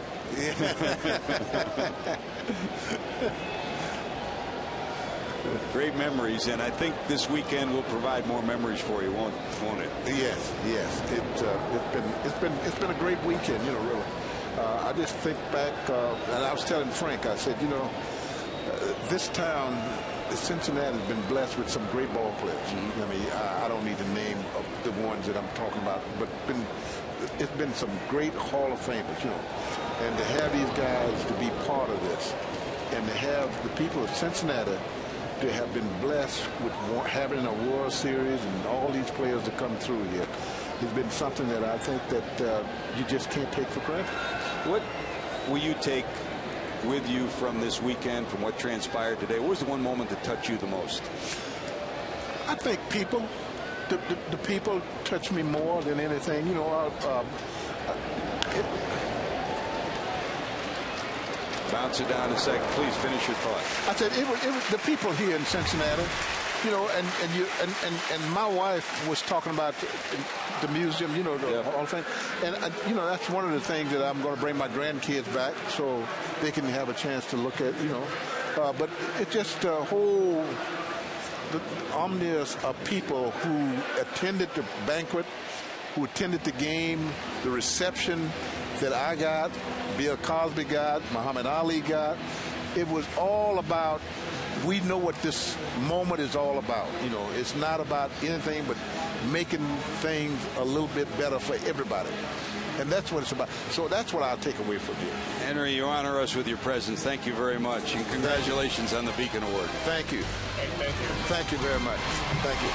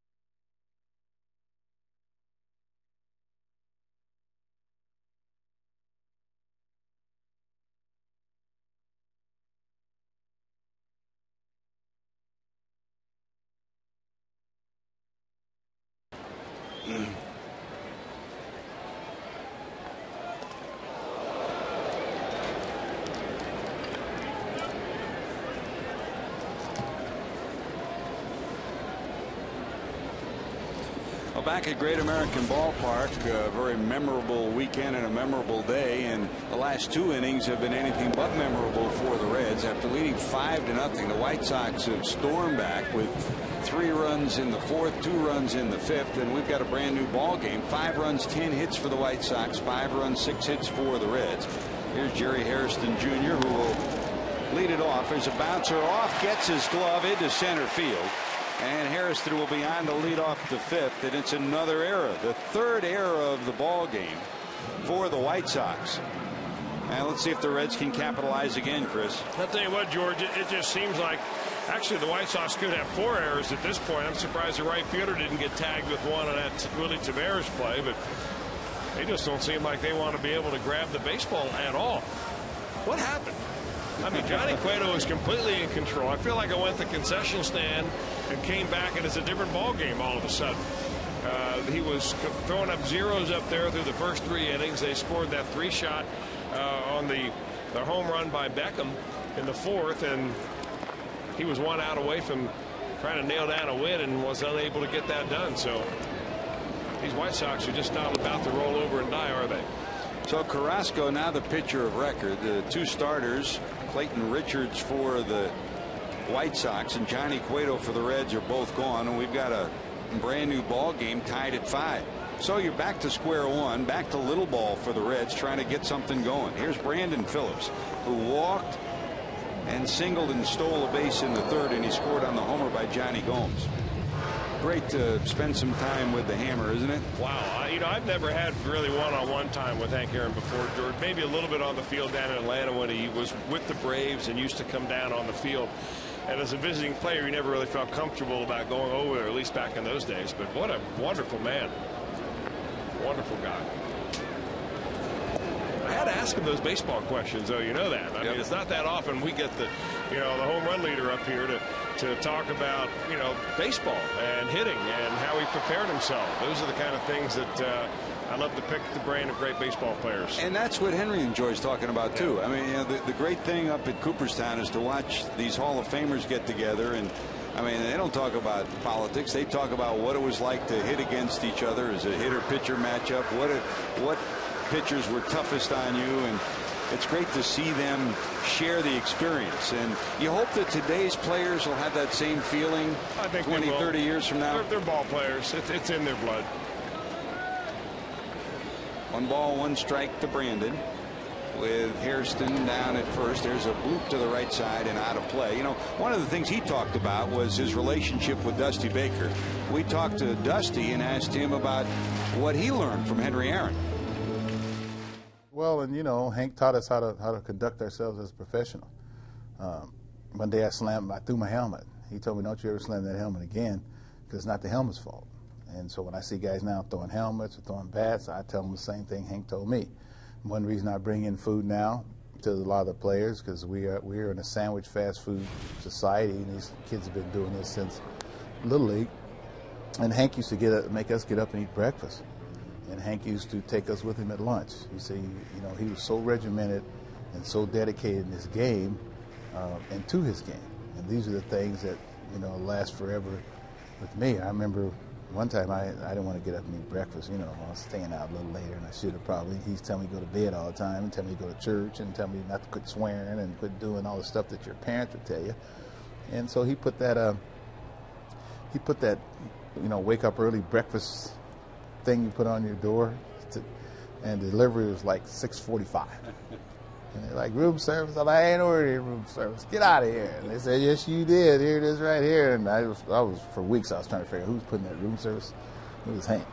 And so I don't know if he remembers it, but I remember it big time. And that stuck with me as far as nutrition, as far as training, as far as taking care of yourself, and as far as dedicating yourself, to God, family, and your game. And that's what Henry Aaron meant to so many people, Dusty Baker included. What a special person. I mean, a man who was modest, had great courage, great integrity, and grace. And that's a winner in baseball or anywhere else. There's a pop-up on a half swing by Brandon. Knurk goes under it. He's got it. Hey, Farmers Insurance is a proud sponsor of the Civil Rights Game on Fox Sports Ohio. Reds fans, be sure to stop by the Farmers booth at the Fan Zone at the ballpark all weekend to learn to look more about career opportunities with Farmers Insurance. So a runner on still, but now 1 out, and here comes Johnny Gomes. This day in Reds history, October the 14th of 2007, that man, Dusty Baker, became the first African-American manager in Reds history. Of course, the first black man to manage in Major League Baseball was Frank Robinson, who's here tonight. Player manager with the Indians, what a debut he had. designated hitter, hit a home run and managed his first game too. Here's Gomes. He was at the plate in the first inning after a base hit by Taveras and a walk to Brandon Phillips. Runners at first and second. The runners were going. Brzezinski's throw got by the third baseman Beckham. They gave Brzezinski an error. Both runners wound up scoring. Then Gomes in the third, after Hairston's sacrifice fly had made it a 3-0 game and Phillips had singled, Johnny homered to make it 5-0. At that point it looked like the Reds were rolling. Now it's a 5-5 ball game. He peers down at the third base coach Mark Berry, who rolls through some signs.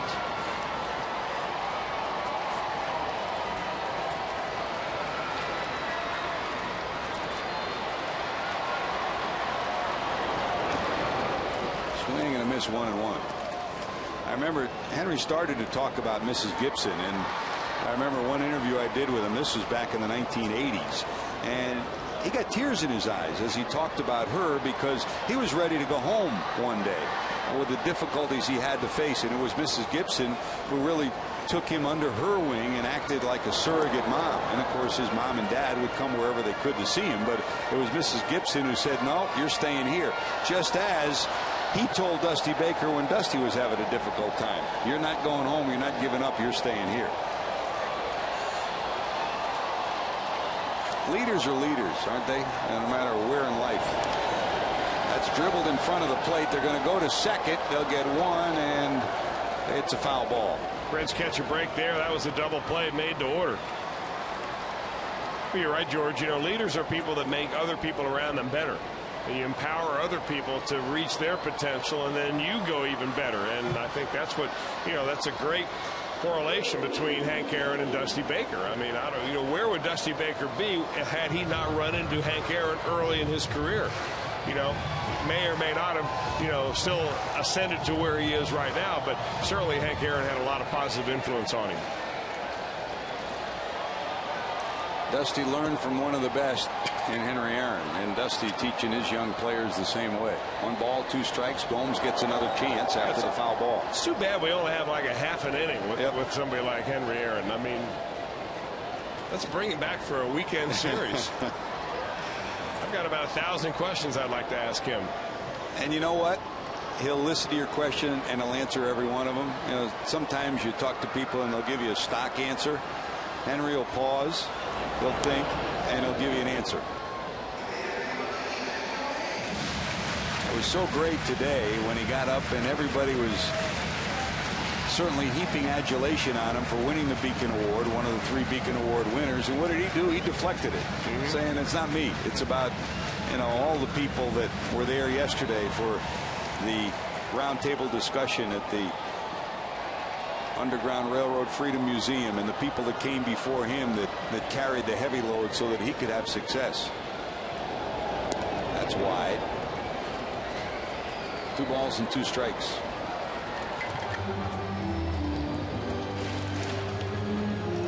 Hey, Reds fans, for great tasting food and family fun, pick up JTM Philly kits, burgers, or delicious barbecue from your favorite grocer. JTM, food, family fun.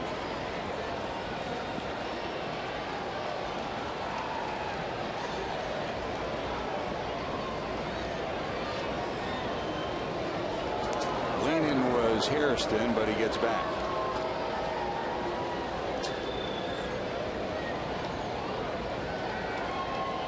There's no one on this Reds roster who knows more about the struggle for freedom and the civil rights movement than Jerry Hairston down at first. He's running.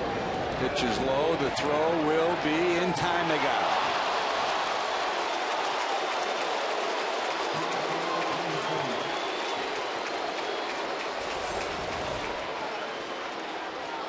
Well, a good throw by Pierzynski. It's right on the money. I'll tell you what, I don't know if he got that tag down there in time or not. Another slow motion look at it.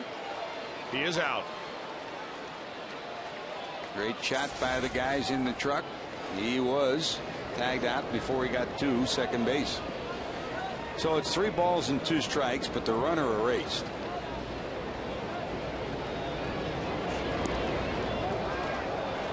There's ball 4, and the Reds get a runner with 2 outs, and that'll bring up Ramon. Ramon Hernandez tonight struck out and popped up 0 for 2.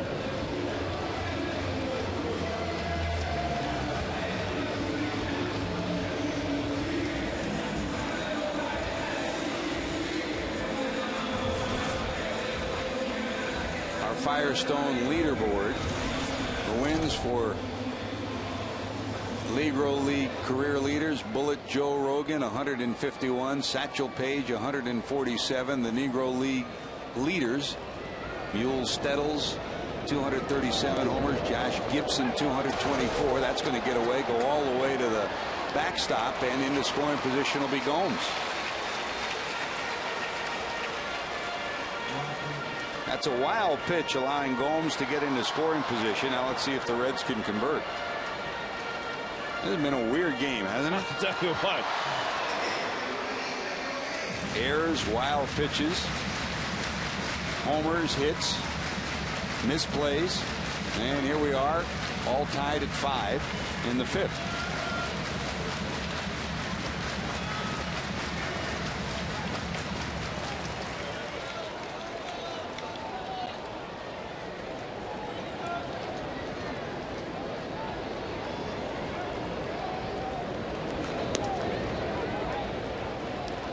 That's a strike, and it's 1-1.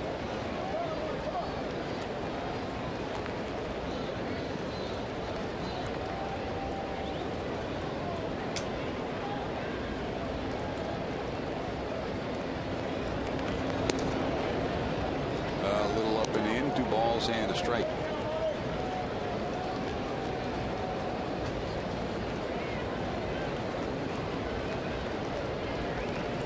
Gets a second baseman, moves more into the hole. They know Hernandez will go that way, so Gomes can get a little bigger lead off second.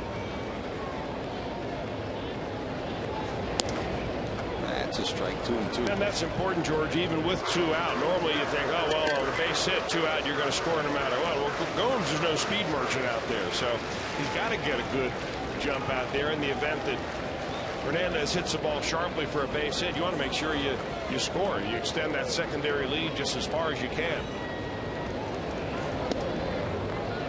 Up and in, and another 3-2 pitch.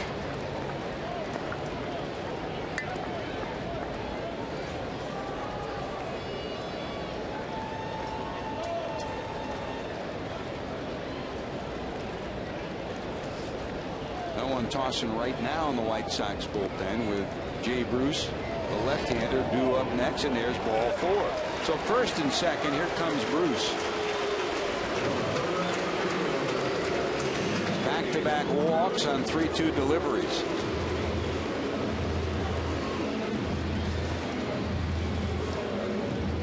You're a manager long enough, you see about everything, and Dusty Baker and Ozzie Guillen, you can.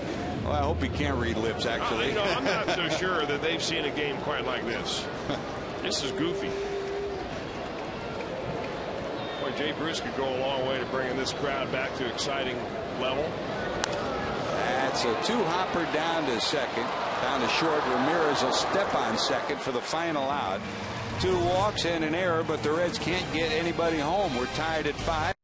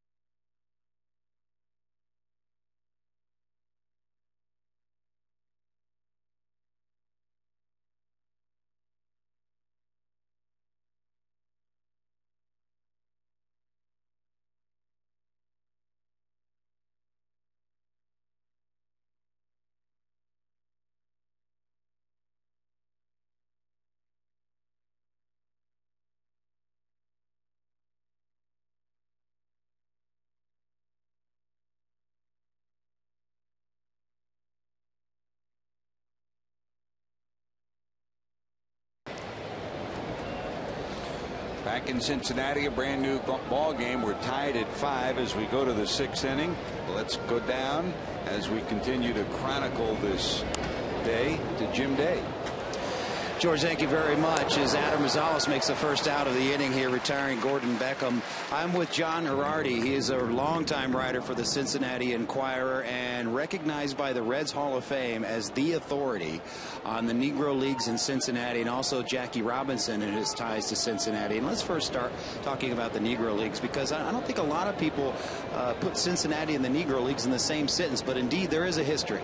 All the way back to 1884. Now, I think the team that was the strongest was the Cincinnati Tigers in the late 30s. They had a team that really had it stable. Would have been one of the great Negro League teams of all time. And it was certainly different back then. This team, particularly the Tigers, played in Crosley Field, but they had to play when the big Reds team was out of town, correct? Correct. And Eddie Juice, the former Red shortstop who was here in the late 30s, didn't even know there was a team coming in behind them and playing while they were on the road. But they wore Reds hand-me-down road uniforms from 1935. They drew 10 to 15,000 fans. And when the Homestead Grays came to town, there was a big crowd there, and they were having a lot of fun. And I think that's what I would have liked to have seen most of all, is the big teams coming to Cincinnati to play the Tigers. Absolutely. And unfortunately, those players had to come through the back door of Crosley Field, the way that, you know, society was back then. Boy, have we come a long way. We have, and we saw that today with the Civil Rights event at Duke Energy Center. I thought that President Clinton spoke eloquently of how far we've come. Bill Cosby the same way. And for me, this has been a great thrill. I've always said, Jim, I wanted to go back to 1947 and see Jackie Robinson play here. To me, this is the second best thing to see that day celebrated, and I'm honored to be a part of it. I said the same words. Very honored that I was a part of it. I was a fan there today, taking it all in. How special is it for this city? This city has had its troubles through the years, but making steps. How big is this event? I think it's absolutely essential. I know before the game I went through the stands talking to as many African-American fans as I could to see why they were here. And they all felt the same way. They want to be part of the solution. They want to bring the city together. And for me, that was very heartening to hear that. Dwayne Wise continues his bat here. We are in the top of the 6th inning. We are tied at 5 here. I want to talk about those days of Jackie Robinson. George Grant touched on it a bit. There are some myths out there about his time in Cincinnati, and I guess we can dispel some of them, correct? Right, and the biggest one, you keep hearing it, and you'll continue to hear it, I think, is how Pee Wee Reese, the great shortstop from Louisville, put his arm around Jackie in 1947 in Cincinnati. That never happened. And there's a shot to left center field. Dwayne Wise is on with a double. One out here in the top of the 6th. Why do you think those rumors started about Cincinnati? Because it's a great story, and Cincinnati's in need of good stories. Now, the fact is that did happen with Pee Wee putting his arm around Jackie, but it was in Boston in 1948, the following year. So I think we want the feel-good stories, and in fact, this event today is a feel-good story, and it's kind of healing the wounds actually from 62 years ago, which I think is a wonderful thing. Jermaine Dye is now hitting for Chicago. He steps in to face Daniel Ray Herrera. One more question. Without giving away your column tomorrow, you've got a column on today's events. What are you going to take away from it? Because you're very eloquent in your words, obviously. What are you going to take away from this day? Well, for me, the biggest thing I heard today were words spoken by both Bill Clinton and Bill Cosby, which is we've still got a ways to go. We can't be making assumptions about who people are. I've got to get over that myself, and as long as we keep addressing the problem, we'll be okay. And that's why games like this that focus attention on the situation are really worthwhile. I took away that same thing in which Bill Cosby said, hey, I'm not a done deal. Kids will look at us and say that the president, an African-American president, is in the White House. Don't think it's a done deal. There's still work to be done, is there not? Absolutely. If we think it's over, then we've got even farther to go. And I think that was the message I took away from today. John, we love reading your stuff over the years. You are truly a professional. Thank you very much for your time. Thank you, Jim. I appreciate you having me. Fly ball to left field. George, 2 outs in the inning. Let's go back over to you guys. Johnny Gomes hauls that in for the second out. Back to the top of the order, Scott Podsednik. And Chris, we've had some great athletes here in Cincinnati, and also some great writers too, some Hall of Fame writers. And John Girardi always does a tremendous job. He does his homework, number one. Number two, he has a great affinity for the game of baseball. He cares about it, and he has a great affinity for getting a story about people. He does it every time and does a great job of it. I'm interested to see what his column tomorrow is going to be all about, George. So Jermaine Dye retired, and here's Podsednik, who homered back in the 5th. Podsednik 2 for 3, a single in the 3rd, the homer in the 5th. The homer made it a 5-4 game. And had it not been for Alexi Ramirez being picked off after singling right after him, and then Pierzynski homered, the White Sox would have a lead. Base running mistake is Ramirez was picked off. Right after that, Pierzynski homered off Johnny Cueto to tie the game at 5. Cueto left 1 out later. Not very often you see it. Johnny was staked to a 5-0 lead on this night, and he doesn't hang around for a victory. We're in a brand new game tied at 5. Daniel Ray Herrera got the final out of the 5th, pitching here in the 6th, and Nick Massett is loosening in the bullpen for the Reds. Well, he definitely got to pitch up to Gordon Beckham, that 3-run home run that had closed it to a 2-run lead. And but the pitch that A.J. Pierzynski hit back in the 5th inning, George, that ball was off his shoe top. Sometimes you have to give the credit to the hitter. Pierzynski's a good hitter. And they have battled back and come back off the mat to tie this baby up. Daniel Ray Herrera to the stretch. Here's the 2-1. Tries to check it, and he does. Wow. Chad Fairchild said he didn't go around. Here's another look. Ooh. What is not going around about that? 3-1.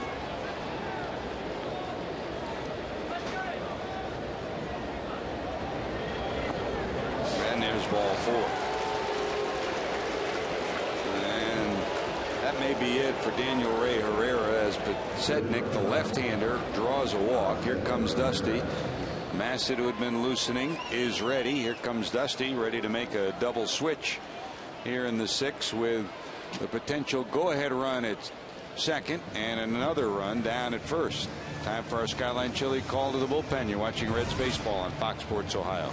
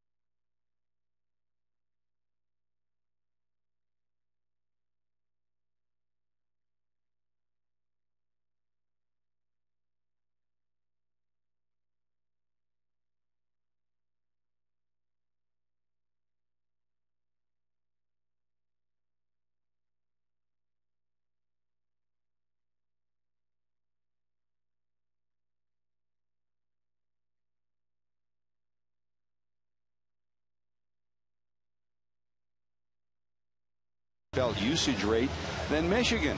Simply text true or false to 37664. You'll be entered to win a prize package featuring a barbecue grill, patio furniture, a flat screen HD TV from Fox Sports Ohio, and a chance to mow Chris Welch's lawn at the Ponderosa.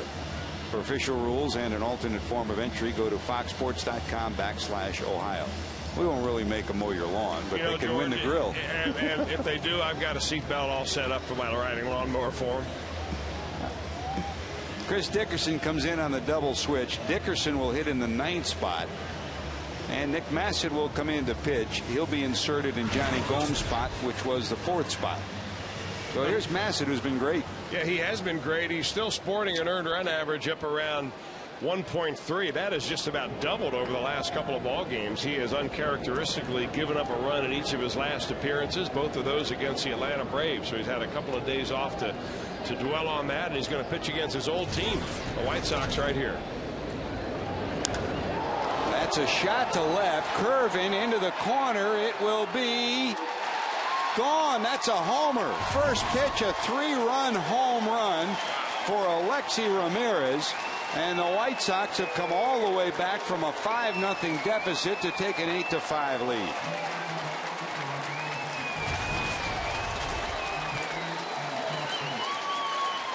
Well, Ramirez loves to hit the first pitch, and he hung a breaking ball up there. Massett trying to snap off a slider, I think. Maybe not. Well, that was just a fastball right down Broadway, not a whole lot on it.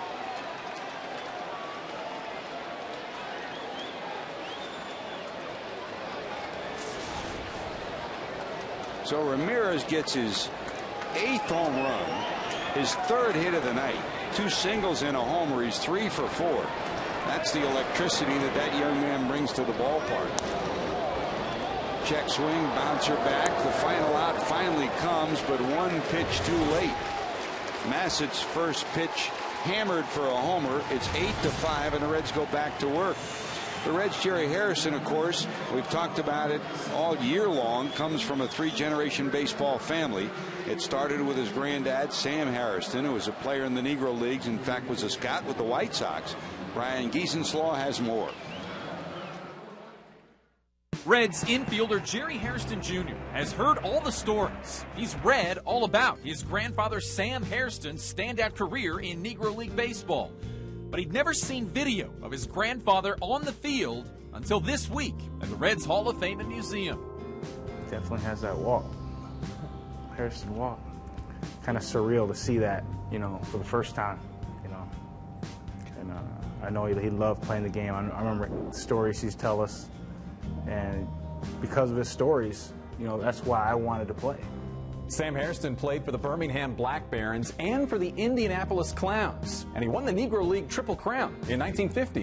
And in 1951, he had a very short stay in the majors and was the first African American to play for the Chicago White Sox. He really didn't get that opportunity. You know, he didn't get, you know, a whole career. You know, he got 5 at-bats. So I know that, you know, that responsibility is kind of weighs heavy on me. That's why I want to do so well. Starting with Sam, 4 other Hairstons spread out over 3 generations have played Major League Baseball. But that love of the game is a part of our family. You know, we weren't the best players. You know, we're not the Griffeys, we're not the Bonds. But you know, our love for the game, you know, we really feel is unmatched. True love of the game, 3-generation family, Sam, Negro Leagues, and baseball. Father Jerry Sr., who played for this White Sox team, I think he still leads the White Sox in pinch hits for a career. He is also still with the White Sox as a coach down in the minor leagues.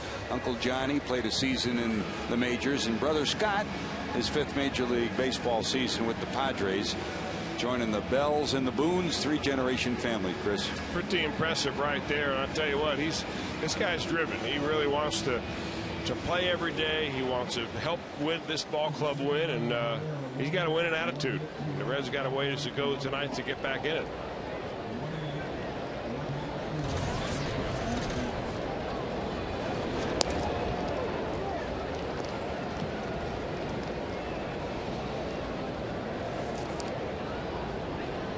Here's Ryan Hannigan to lead it off in the bottom of the 6th.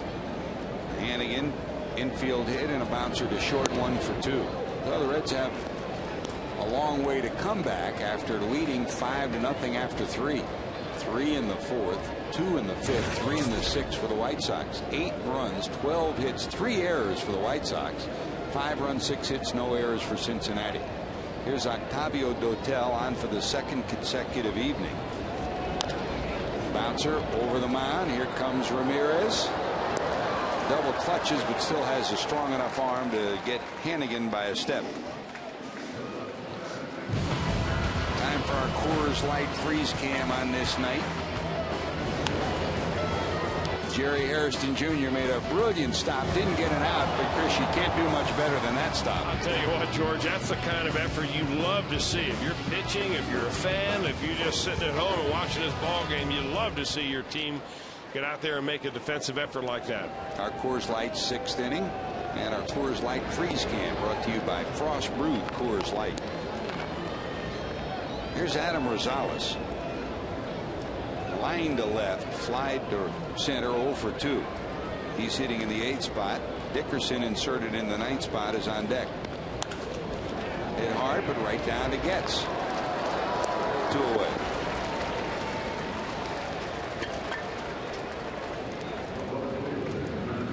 When Dotel first came up, he was a high-powered 96, 97 mile-an-hour four-seam fastballer who either he struck you out or you usually got a fly ball off him.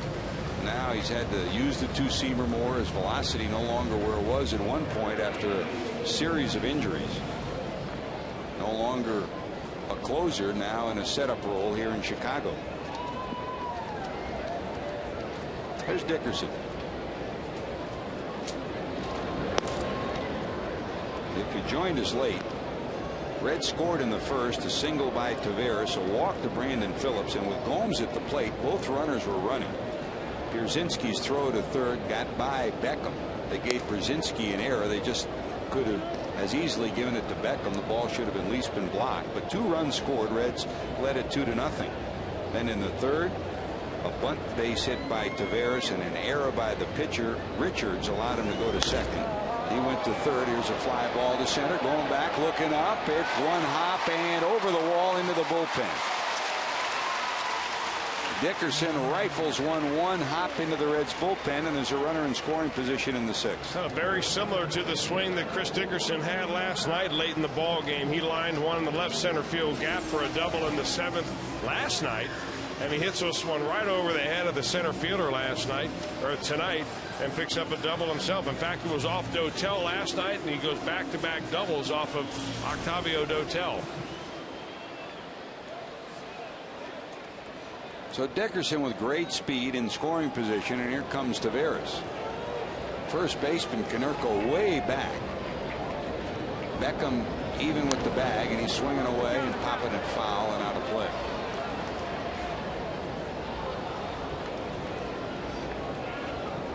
Willie tonight singled in the first and scored on that error. Reached on a bunt hit in the third and eventually scored on the sacrifice fly by Hairston. That gave the Reds a 3-0 lead. Johnny Gomes' homer made it 5-0 in the third.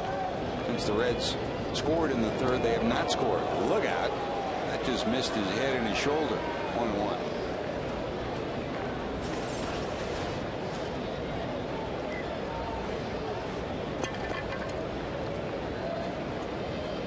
Can't get much closer than that without hitting you.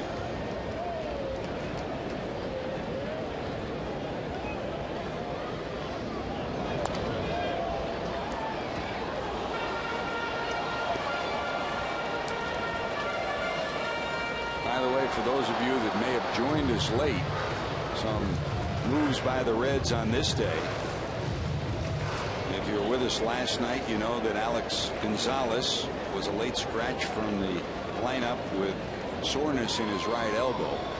Well, he's been placed on the disabled list. An MRI showed there are bone chips in the elbow. Dr. Timothy Krimchek will operate. He thinks Gonzalez thinks it'll probably come Tuesday of this coming week, so he's been placed on the disabled list. Matt Maloney sent back to AAA Louisville, option there, and the Reds brought up Danny Richard and Wilkin Castillo, so they're with the club today. Richard's played mostly at second base, 41 games overall at second, but I got to figure that he'll be punched in at somewhere other than second base. That's the one spot on his ball club that the Reds need no help at all right now. So he'll probably alternate at third base, maybe play a little shortstop. Dusty Baker just trying to keep things together. Probably in his wildest dreams never thought that he'd have to use some of his players that he has right here on this roster now and in the positions where he has to play them. 1 ball, 2 strikes. That's a bloop into right. That's a base hit. They're going to send Dickerson. He's around third. Here comes the throw by Wise, and he's going to be out. Dickerson will argue, but right there to make the call is John Hirschbeck. Well, gambling with the Reds down by 3. Dickerson tossed out on a near perfect throw by Dwayne Wise from right.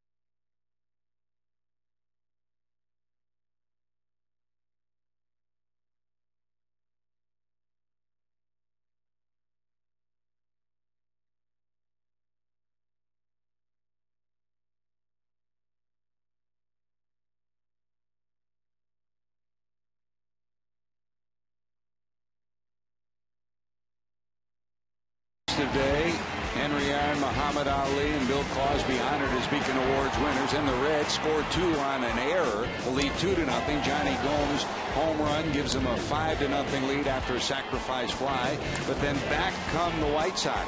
Beckham homers his first, Podzinski homers, Pierzynski homers after Podsednik homered, and then Alexei Ramirez homers in the 6th. And this game is turned around from a 5-0 lead that the Reds had. It's now 8-5. The lead belongs to the Chicago White Sox. What were you saying earlier, George, about this current White Sox team not quite like the former White Sox team that came in here like in 2006 and hit a bunch of home runs? They hit a ton tonight, 4 of them, and they have an 8-5 lead. Konerko hit one last night. So far, the Reds have kept him in the ballpark. He singled, bounced out 3 times. That out is the first out of the 7th inning. You know, George, we gave you all the transactions that happened with the Reds and going on the disabled list and Gonzalez and Maloney. One thing we didn't touch on was Joey Votto. Joey Votto no longer in Sarasota. He is expected to have some at-bats tonight for the Dayton Dragons when they host West Michigan. So we don't have what he has done tonight, but what that tells me is that he may not last until the end of the month. It's what Dusty Baker originally said. He thought he wouldn't be back until about June 30th. I've got to figure that he'll be back a whole lot sooner than that if they're already moving him from Florida down in Sarasota to Dayton. We may be surprised to see how soon he comes back. Well, it sure changes the dynamics of what's going on with the loss of Alex Gonzalez. And Dusty continues to mix and match and try to find a way to keep this ship afloat. 2 ground ball outs. Here's Getz. Anderson retired. He's now 2 for 4. Getz 1 for 3 coming up here in the 7th inning. Now this word from Jim Day off of Twitter. And Joey Votto. Votto tonight for the Dayton Dragons 2 for 3 with a home run and a stolen base.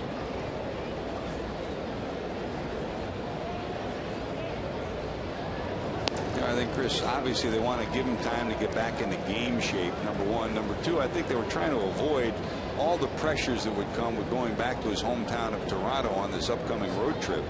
But I don't think there's any doubt that depending on how he goes, this team could sure use his bat in this lineup. I imagine if he wants to be in Toronto, they'll let him come to Toronto. I mean, everybody I've talked to, George, I never went down on a minor league rehab in my career, but everybody I've talked to says that after the first 2 or 3 days down there, unless you've really been out a long time and you're rehabbing a serious injury, and he's not, at least a serious physical injury, after 2 or 3 days, you feel like you're wasting time. 3 ground ball outs and a great job by Phillips as he stumbles but makes the play for the final out of the inning. By the way, order one of La Rosa's game time deals. Call 347-1111 or order online at larosas.com. Real flavor, real family recipes, real value from La Rosa's. We'll keep it right here for God Bless America at Great American Ballpark. Here's PA announcer Joe Zierhusen. For equal rights in America. At this time, please help us honor these brave men and women and welcome American country music artist Reese Palmer as she performs America the Beautiful. Beautiful for spacious skies, for amber waves of grain, for purple mountains' majesty above the fruited plains. America, America, God shed his grace on thee and crowned thy good with brotherhood from sea to shining sea. Oh, and crown thy good with brotherhood from sea to shining sea.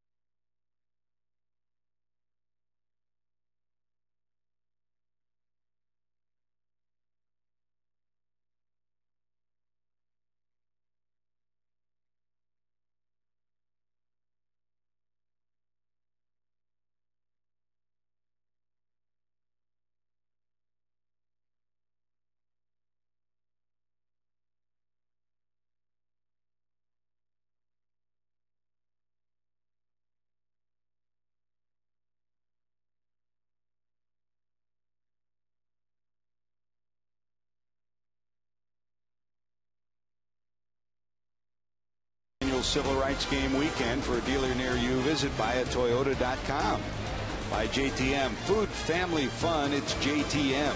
And by Jeep, you talk, we listen, it's a new day. Have fun out there in your beep beep Jeep. The Reds had some fun early, getting 2 in the first, 3 in the third, leading at 5-0. But back have come the White Sox. 3 in the fourth, 2 in the fifth, 3 in the sixth, 8 runs, 12 hits. In spite of the fact they've made 3 errors, they lead at 8-5.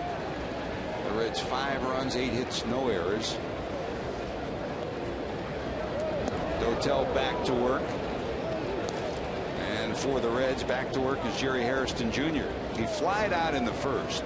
His sacrifice fly to left, plated the third run for the Reds in the third, reached on an error in the fifth, and then was out trying to steal.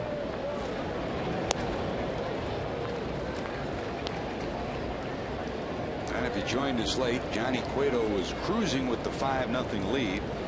Ran into trouble, giving up the homer to Beckham in the fourth, and then 2 home runs in the fifth. Not backing out of play. And Chris, I don't know, we won't know till we get down there afterwards, but I do remember, and I'm not sure it was the inning before that, I saw Dick Pole come out and talk to the umpires, and I don't know, and I saw Johnny Cueto look down once. Do you think, I mean, maybe there was something physically wrong with Cueto? Might have been a blister, might have been something. I don't think it was anything arm structurally, but he did look down at his hand as he was walking off the mound. And again, we won't know till afterwards, but what a turnaround from a guy who had a 5-0 lead. Yeah, you know, and the guy that was leading the National League in earned run average, all of a sudden giving up a 5 spot in the course of 2 innings. Of course, you hang a breaking ball, and that's what, or I mean, you throw a fastball right down the middle to a kid with a quick bat. That's what happened with Beckham. So, you know, 3-run homer can happen very quickly, but he gave up some very hard hit balls and did it suddenly. And you might be onto something there, although it's way too early to try to speculate on anything. Now, the guy on the right, that's Donnie Cooper. He's the pitching coach for the White Sox, and he's shaking his head right there saying, why in the world do you want to walk the leadoff hitter when we just gave you a 3-run lead? So leadoff walk here in the 7th. The Reds trying to piece something together, and they got the meat of the lineup coming up. Brandon Phillips, then the 4th spot, but that now is occupied by the pitcher.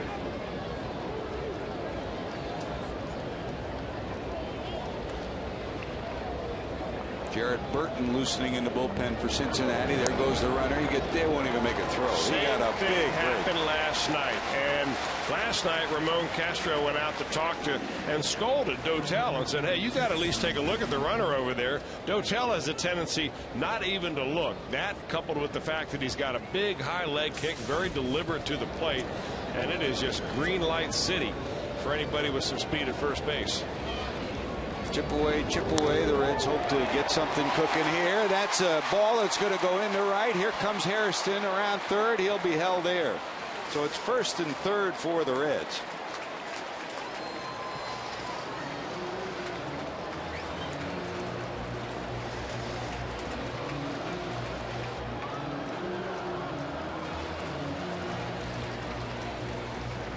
So the Reds trying to come back. They've got a walk, a stolen base. On is Phillips, 2 on, nobody out, and we continue reflecting on what has been a very special day, visiting with the Hall of Famer Frank Robinson. Frank, wow, what a day, huh? What a weekend. That sums it up. Wow. Yeah, it was very nice. Very, very nice.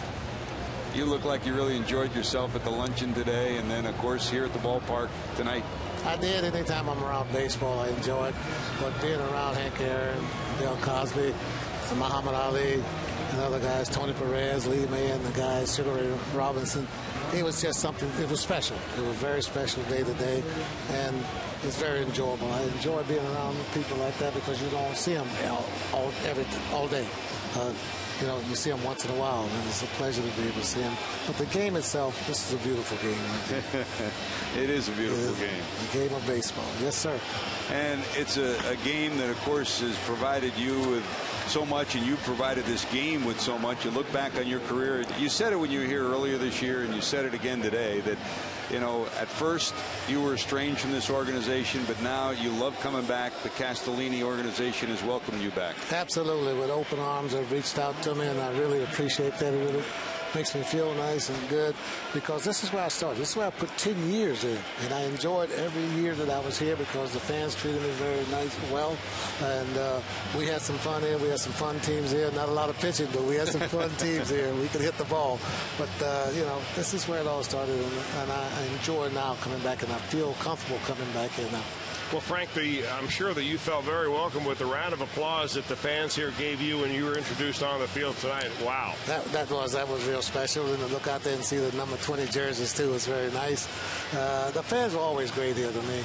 And this is what made it so very special for me playing here, along with my teammates. But the fans were just great here. Let's They're go good back. baseball people. Go back memory road a little bit. Go back to your early days and take a look at you at the plate. Take a look at the swing. The swing. Here he is. No. Oh, see? What size bat you wearing back then? 35. Nah, that's like a lumber today. Isn't That's what they swing in the on-deck circle now. Oh, yeah. What a great group. Yes. I know when you came back here for the news conference earlier this year, you sat with a couple of your former teammates and a couple of the Negro League players who are again here today and just reminisced a little bit. Well, I reminisce because, you know, I was on the West Coast. I grew up on the West Coast, so I didn't really come in contact with Negro League. Didn't know much about it until I was older. But I really appreciate what these players did and what they went through to pave the road and make it easier for me when I came into professional baseball. You know, they add up some people by numbers, some people by what they've done. Your career certainly far surpasses numbers, but when you see all this on one page, it's pretty impressive. 21 seasons, the 586 homers, Rookie of the Year, MVP in both leagues, All-Star 14 times, 17 seasons as a manager as well, and Manager of the Year too. No one, if you take it, I mean, you know, I look at numbers, if you take it from your days as a player, and here's a bloop in the center, that's going to get a run in. Good job by Wilkie Castillo. Comes in to pinch hit. It's bobbled by Anderson, and the Reds will have runners at second and third, the tying runs in scoring position. Hey, you're bringing them good luck coming in here. They're playing hard, they're hustling, and they're forcing the action. Oh, we've seen a lot of goofy plays on the night, out of defensive lapses on the part of the White Sox. Ozzie Guillen's going to go out and argue that, but that's a heads-up play. You better believe it. No way you can make that play is when it starts at home plate. You get out of the batter's box. Well, you know, it looked like they were just playing it so lackadaisical that the second baseman had his back turned to the play and probably didn't even know that Castillo was trying to get in there. Right. And he got no communication from his shortstop or anyone else. There's still nobody out. Runners at second and third. The Reds are within two. And they missed the tag alertly. Good call by the second base umpire, Marty Foster. The ball beat him there, but they never got the tag on him. And Castillo keeps wheeling that left arm around. Looks like he may have jammed it. But more importantly, the Reds have second and third. Nobody out, and ball one on Ramon Hernandez. You watch the Reds a lot. Boy, Ramon Hernandez has really been a great addition this year, hasn't he? Yes, he has. And, you know, he had a couple good years in Baltimore. Then he had a down year, a couple of down years, and they let him go. But, yeah, he's solid. He's solid with the bat. He's solid behind the plate. Now, Dusty Baker's had to fill a lot of holes in this lineup this year because of injuries, of guys that have just not been able to answer the bell due to health problems. And I'm sure you can empathize with him being a former manager. Oh, you better believe it. Trying to keep it together right now with baling wire and tape. Well, that's right. But sometimes, you know, your main guy go down, and you're going to feel sorry for yourself for about 2 minutes. But that gives someone else an opportunity to step up and show what they can do. And sometimes those guys fill the void, and you know you go on and you don't miss it, but you want your main guys back. But just don't let the boat sink before those guys get back, and that's what they're doing. That's great. Stay alive, and that's what Dusty's trying to do. Right. You, of course, were the first black manager in the history of Major League Baseball, and what a day that was. I mean, not only did you come up, hit a home run, and you didn't smile very often on the baseball field, but that day you did. Well, I had to. That's like a blind squirrel finding an acorn. That was some kind of an at-bat, though, I tell you. What a day. You know, I almost fell on my face twice going down the first baseline. Because the old Cleveland Stadium, it just slanted off right at the line to the drainage. And I was running, kind of watching the line drive, watching, and I stumbled, almost fell, and stumbled again. And I said after that, can you imagine that hitting a home run opening day and falling flat on your face? Here's a base hit. 1 run scores. They're going to hold the runner at third. The throw will get away, and they'll still hold the runner going to second, and now coming back is Hernandez. Well, after having a runner thrown out at the plate, Mark Berry held, and obviously it would have been a close play if the ball was on the plate. This time it's wide, but the Reds get a run, and now they're within 1. Well, the Reds are treating this packed house to an exciting game of baseball tonight. A 1-run ball game. That drives it in. Castillo's thinking about trying a little more daring do on the base paths right there. With nobody out, there's no reason to take the chance. That's exactly right. Different situation than the last one. It was 2 outs the last time. Here comes Jay Bruce. Frank, you've watched this young man. The Reds have 2 great young hitters in Jay Bruce and Joey Votto, and you can add Brandon Phillips into that, even though he's a little more advanced. But this young man could be something special. And he will be. You know, he's going to have his rough spots early in his career, like he's struggling a little bit right now. But he has the talent. He's going to be a good one. Right now, what he's trying to do is pull the outside pitch. He's trying to pull the ball. When I saw him early in the year, he hit the ball to left field a lot. And if you get back to that a little bit, taking that outside pitch into left field, staying in there, he'll get to the balls in here. All right. And they won't have any place to go on them. But right now, they try to pitch him away. First and third, Bruce at the plate. There's a strike, and it's 0-2. Middle of the infield back. They'll play for 2, and we'll concede what would amount to be the tying run. We continue to visit with Hall of Famer Frank Robinson here on this Civil Rights Weekend at Great American Ballpark. So, Frank, let's talk like a hitting coach for a minute. How do you get a guy to hit the ball the other way? Well, you talk to him a lot. You work with him a lot. And he has to feel that that's the right thing to do. And he has to come out here and work on it in batting practice and work on it repetition. Then he has to have some success in the game. Then you got it. But up until then, it's up to him. But you work with him and you work with him until it becomes a natural thing. He's just gotten out of his groove. Because I said earlier in the year, that's where he hit the ball. He drove the ball that way. Right. And I'm sure you remember that. And now he's not doing that. But right now he's got to fight for his life. First and third with 0-2. He's got to protect the plate and get that run in some way. No balls, 2 strikes, first and third. He got it. There he is. He's pulling away from the ball. Away. First out of the inning. Bruce retired. Take a look how he got him out with the breaking ball away. Just watch his body. Watch the front part of his body. There it goes. Yeah. Not going towards the ball at all. Ball away. Frank, this is a very special weekend and a special day. What do you translate from all of this, everything that's happened today, the Beacon Award winners today? They've all reiterated the same thing. We've come so far, but there's still farther to go. There'll always be more to do and more things that you can get done. But we have come a long way. But let's not relax. Let's not live on the past. Let's understand that we have come a long way, but there is more work to do. And what can we do today to make it better for tomorrow? And I think that's where we are right now. Here's Ryan Hanigan, who's made it better for the Reds this year. Hanigan, one of the real surprises for the Reds, has been exceptional behind the plate and at the plate, hitting over 300, leading National League rookies. You have to be proud of what he's done.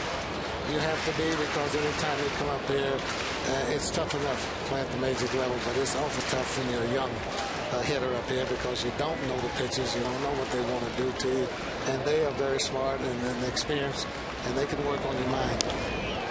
Hanigan lofts this one into center. The runner tagging, and the throw will come in. The runner will hold, so it's first and third with 2 away. Henry Aaron, Dusty Baker, everybody associated with baseball talks about who helped them when they came along. Dusty saying Henry Aaron really was a father to him. Who helped you the most as you were coming up?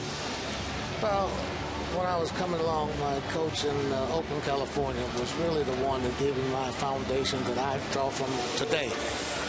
But after I got into the major leagues, and it was Chuck Harmon, Bob Thurman, and George Crow, and Brooks Lawrence that really helped me, because I was a youngster of the ball club. I had to hang out with the older guys, but they taught me the ropes, taught me how to play the game, what I should do, and I conduct myself on and off the field. And it really was a real pleasant thing, because I didn't feel alone, and they really helped me settle in. Here's the other players around me, that team around me in the '56 Reds. Yep. Nobody thought about me in that lineup. Well, there was a Gus Bell, and Wally Post, and the Ted Klaczynski's, and Johnny Temples, and all those guys. They was focused on them, and me and little guy going, pow. That's a nice comfort zone to come in with. Huh? Yes, sir. Here's Adam Rosales. 1 ball and 1 strike to the Reds' third baseman of today. Rosales lined out, flied out, and bounced out. You know, I asked this question of Hank Aaron. I'm dying to get your answer to it, Frank. What did you think about when you're in the batter's box? What were you concentrating on? Fastball, middle of the plate in. That's it. Bounce it down to third. They'll get the final out at second. Frank, always a joy to be with you. Congratulations again, and thanks for being a part of what was a memorable. Always good to see you. Weekend. Thank you, Frank. Yes, you bet. Good to see you. Frank Robinson, the Hall of Famer, joining us here, and he just mentioned Chuck Harmon, and let's go back to April the 17th, 1954. Nino Escalera and Chuck played for the Reds, breaking the color barrier here in Cincinnati. Chuck has remained in the Cincinnati area over the year, and Brian Giesenslaw has a chance to visit with him this week. The year was 1954, and not long after being traded to Cincinnati from the St. Louis Browns, Chuck Harmon became the Reds' first African-American player. Jackie Robinson had broken the color barrier with the Dodgers 7 years earlier, but it took most of the next decade before black players broke through with every major league team. They always said about Jackie being the first, but, you know, great that he was the first. I'm glad he was first. But second, third, fourth, fifth, and sixth, or even last isn't too bad. They say, do you think you could took the stuff that he took? I took that stuff. Harmon played a total of 4 seasons for the Reds, Cardinals, and Phillies. And even today, at 85 years old, won't take full credit for the strength of character that made him one of the true pioneers of Major League Baseball. You did that with the help of good instruction, good family, good church people, good neighbors, good everybody helped you, build you. I mean, you know, a lot of guys think I did this, and that I is a small I.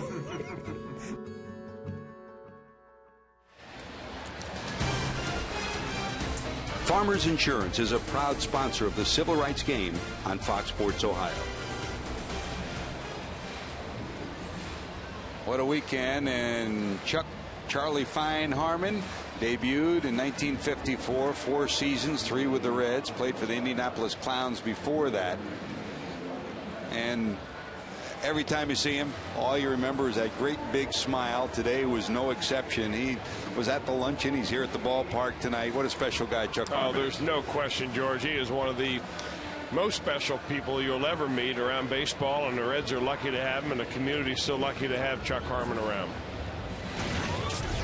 Here's Arthur Rhodes, who will come in. Rhodes takes over as we head to the top of the 8th inning. It's now 8 runs, 12 hits for the White Sox, 7 runs, 11 hits for the Reds, and what has been a seesaw, screwy kind of night baseball-wise. You name it, we've had it. Arthur facing Gordon Beckham. For Beckham, a memorable night. He had his first major league homer. That was in the 4th. It came after singles by Brian Anderson and Chris Getz, and took a 5-0 deficit, got the White Sox back into it, made it a 5-3 ball game. And all you have to do, Chris, is watch him swing at 194, 95 mile an hour fastball to see what everybody likes about him. No, there's no question, George. He's got the bat speed. He may have been rushed to the major leagues, probably no doubt about that. After all, he was only drafted last season, but the fact is that he had a home run last night. He is playing in an unfamiliar position at third base, and you can see why he is a first-round draft pick. No question. 1 ball, 1 strike. Popped up right side, giving chase. Ramon Hernandez will run out of room. For the Reds, Johnny Cueto started, had a 5-0 lead, couldn't hold it, and we won't know till after the game whether there was something physically wrong. We thought maybe there might have been a blister or something like that. We won't know till we get downstairs, but boy, it got away fast from Johnny, who had that 5-0 lead.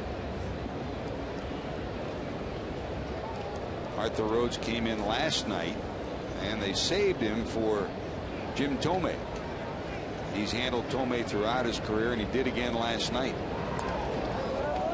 So if the Reds do tie it, and if we do go late, Jim Thome is breathing a little easier right now. Well, there's no lefties left down there. You know, they did have Jared Burton up and warming up in the bullpen. He was scheduled to be the next pitcher coming into this ball game, but I think that when the Reds closed the gap with a couple of runs in the bottom of the 7th inning last inning, that they were able to figure out, well, let's bring in a little more reliable guy, the guy that has been just about unhittable all year long, in Arthur Rhodes. So just trying to keep that one run right where it is. The decision will be Ozzie Guillen's. Do you pinch hit Thome third in this inning, or do you save him for later? If you pinch hit him, you're putting up Thome against a guy who's handled him throughout his career. Thome hitting under 100 against Arthur Rhodes.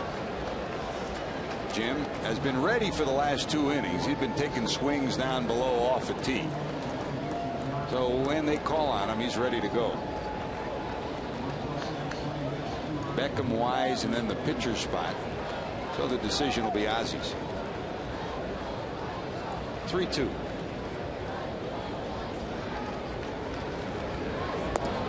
There's ball 4.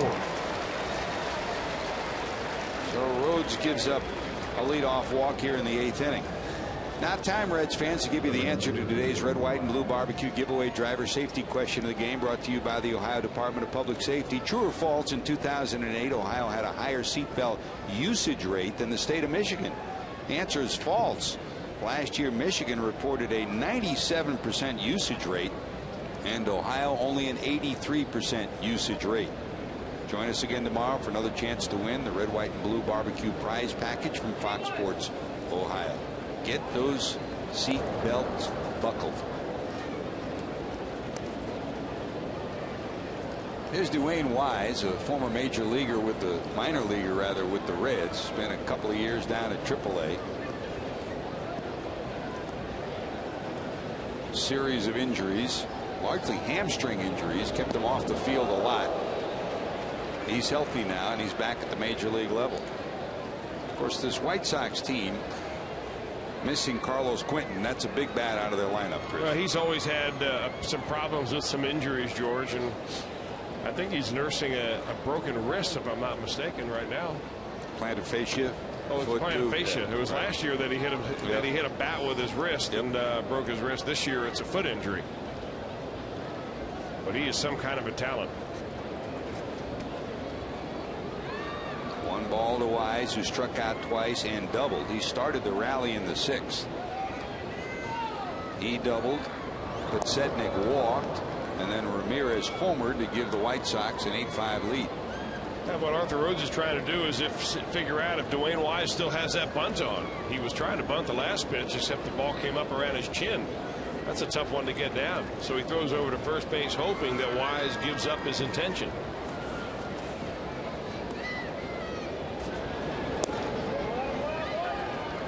Well, we'll see if he goes through with it, but right now, at least, Jim Thome has come out of the dugout and he's in the on-deck circle.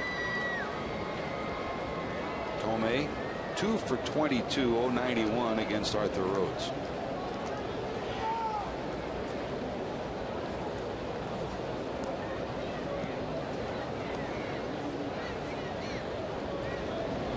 Showing bunt again. This time he'll get it down. Rhodes bobbles it. Not in time. I mean, Arthur's usually automatic on that play. Couldn't get a hand on it. That'll allow the runner to reach, and Thome will pinch hit. Now, that's the problem with going down and trying to barehand that ball. If it's still rolling, what you really ought to do is get down there with your glove. If you're a left-handed pitcher, you've got your body turned already anyhow. You kind of scoop it with your glove and your hand together, and you eliminate this problem. You reach down, you don't get it. You reach down again, you get it, and it's too late.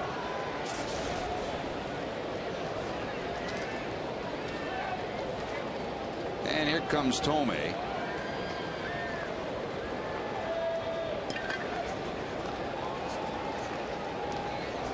Rhodes got him last night.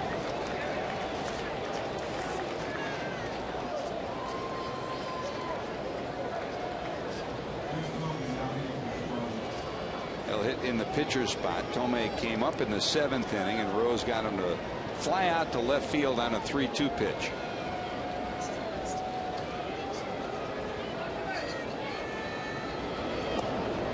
Down and away, missing, and it's 2-0.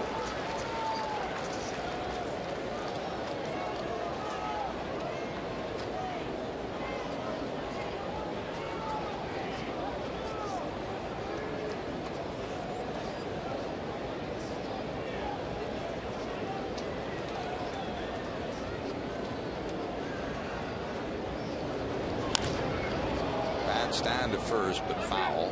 2 balls, 1 strike.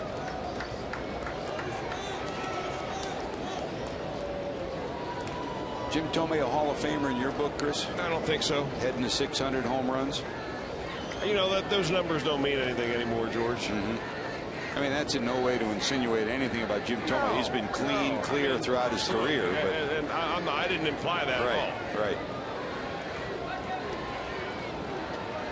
2 balls, 1 strike. That's fouled again. I think he's just going to be among a class of people, not necessarily in his year, but in his era, where there's going to be so many players that have reached that home run pinnacle, or at least close to it. I mean, if you go by numbers alone, you better start building a new wing right now. Now 38 years of age. Passed Mike Schmidt on the all-time home run list this year, heading to 600.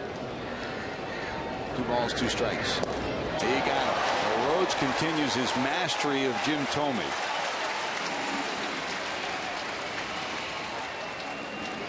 Now, Jim Thome may feel that Arthur Rhodes belongs in the Hall of Fame.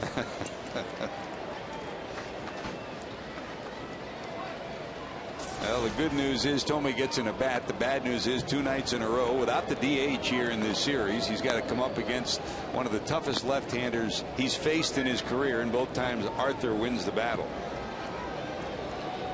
There are some teams that the DH rule doesn't necessarily hurt. It might favor. This team is not one of them. You take Thome out of that lineup every day.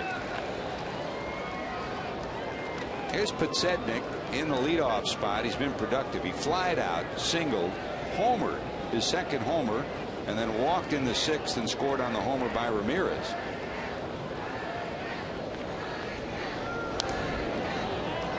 Foul back, 0-2.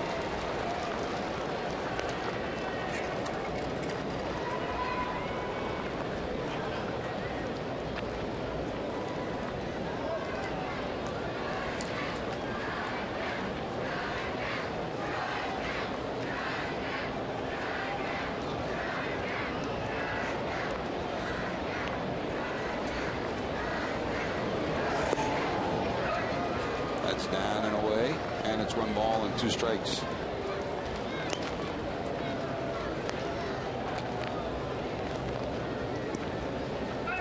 All the injuries he's had, Chris, Rhodes very seldom has made defensive miscues in all the games he's pitched in. This one puts him in a 2-on, 1-out hole.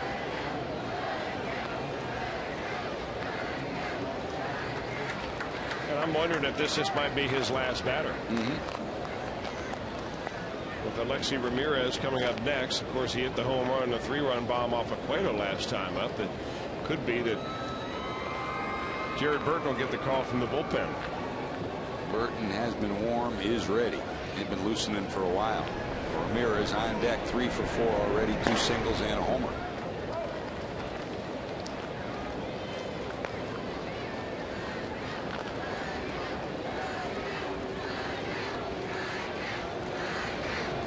Sets up, down and away. That's up, and it's 2-2. Big crowd, 43,234, 8th largest in this new Great American Ballpark. It was raucous for the first 3 innings when the Reds led 5-0. It's quieted down now. Good block by Hannigan prevents the runners from advancing, and we'll go full 3-2.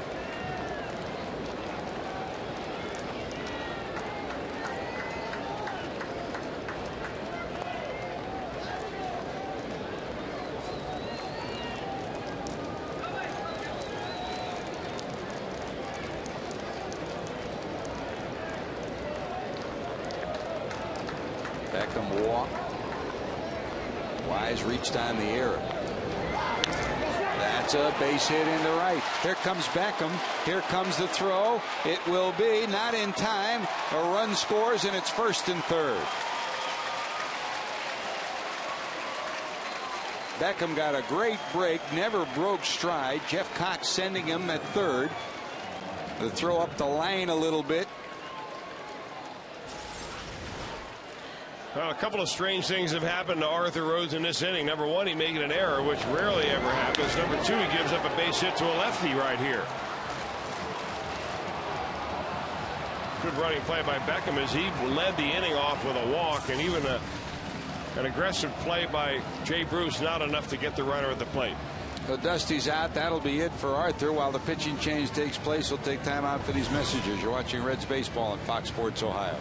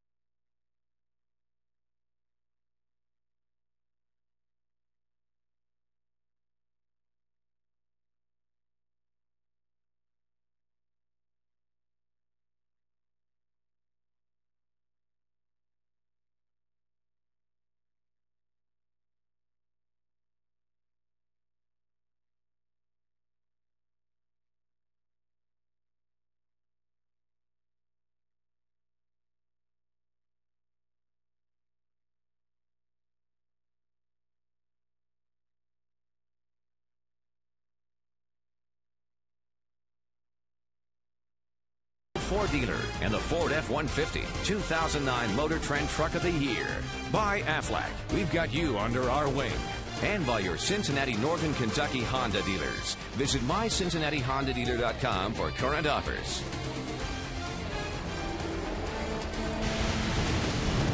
Great to have you with us here at Great American Ballpark. George Grant, Chris Welch. Don't forget, still coming up after the game is Reds Live post game with Jim Day, Jeff Piccoro. Down in the truck, Christian Roberts and Brian Hunterman, both sharing in the producing of this great weekend of activity, and especially today, the civil rights game. Roy Alford's joining us as usual. Matt Sigafus downstairs. Lauren White. Doug Johnson's in the house to help us ride herd over everything that's been going on. And Chris, we want to say a special thanks to all the folks who helped us do all the extra pieces and everything we did. Brian Hunterman over and above the call of duty this week. Rob Overberg, Matt Crowley, Kevin Pennewitt, Matt Coyner, who always is with us on the field shooting our interviews and everything. Guys did a great job, and it's been a lot of fun for all of us to be a part of this weekend, to be a part of this day. But it didn't come without a lot of work from all the people from Major League Baseball who made it work, all the people in the Reds organization, and our people at Fox Sports Ohio. Well, too. George, we feel anyway, I know you and I both agree that we feel our folks at Fox Sports Ohio, we've got the best crew around. Our cameramen here are great. Our tech people are here. Our people who run all the tape and everything. They're the best in the business. And I've already had emails tonight to me saying how much they've enjoyed this broadcast because of all the extra work that's been done. It's just been so complete. Great job. You read that just the way Jesse Jackson wrote it. And I'm waiting for that 20, Jesse. 20 cents, here it comes. It's been a lot of fun for all of us. Swing and a tip by Ramirez, and what a night Ramirez has had. Bounced out his first time up, a hard hit ball to short. Then he singled to center again, and then homered a 3-run shot in the 6th inning. That took a 5-5 game and made it an 8-5 lead for the White Sox. This kid's something special. Out of Cuba, was second in the Rookie of the Year tabulation last year at second base. This year moved to short, which is his natural position. He's a lot happier there, and you can see why. Great arm, great feet. He's quick and has speed both, and he's got an electric bat. Fun player to watch if he's in somebody else's town. Well, or if he's in your lineup. Yeah. 1 strike. Jared Burton on the mound. Burton takes over for Rhodes. You know, one of the emails I got, George, was from Judy Bennett. You may remember Judy. She's the one who came in here with the big quilt. Yep. With all the signatures of Reds players on it. She's now offered to make one for the National or the Underground Freedom Museum next door and for the Negro Baseball Museum. So we're going to put her in touch with the right people on that. You talk about where the communication comes from on this night. Of course, this has been a special night. We chronicled it not just tonight, but even last week when we were in Kansas City and Jerry Hairston Jr. went over to the Negro League Museum and had a chance to see some video and some pictures of his granddad, Sam. And of course, you and I both know his dad, Jerry Hairston Sr., was an outstanding pinch hitter. Well, as we talked about yesterday and today, his dad's a hitting coach in the White Sox organization down in Bristol, and he was watching tonight. So it had to be a special night for him, and I'm glad that he felt part of it.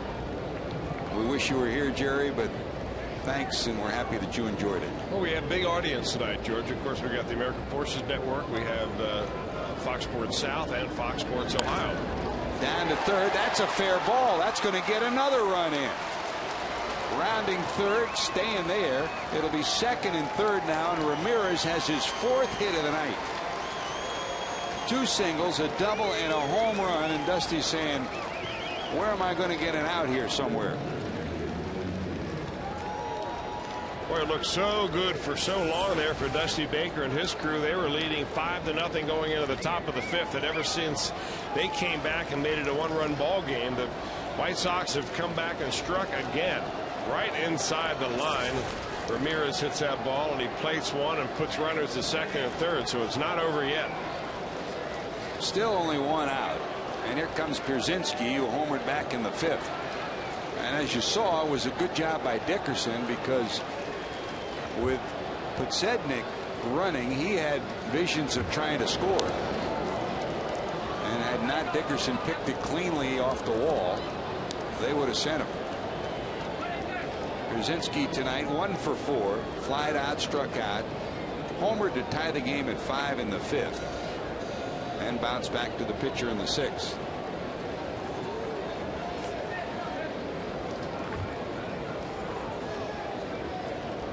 Strike 1 to Pierzynski. Infield in for the Reds. Trying to lift it is AJ, swings and misses, and it's 0-2. That's a good pitch by Jared Burton. A little cut fastball that he throws right underneath the hands of a left-hander. Pierzynski's got great power, and if you let him get his arms out and the fat part of the bat on the ball, he'll hit it a long way.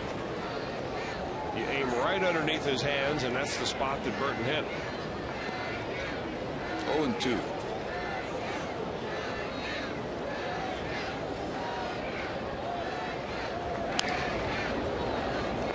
Back in there again.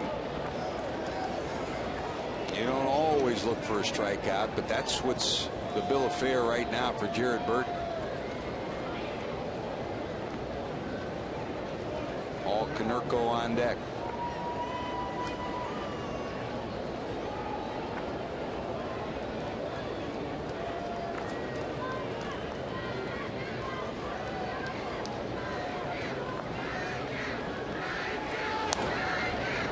Third, they're going to come to the plate, and they will get the runner, Podsednik. They'll run him back to third, get the out, and it'll be 1st and 3rd.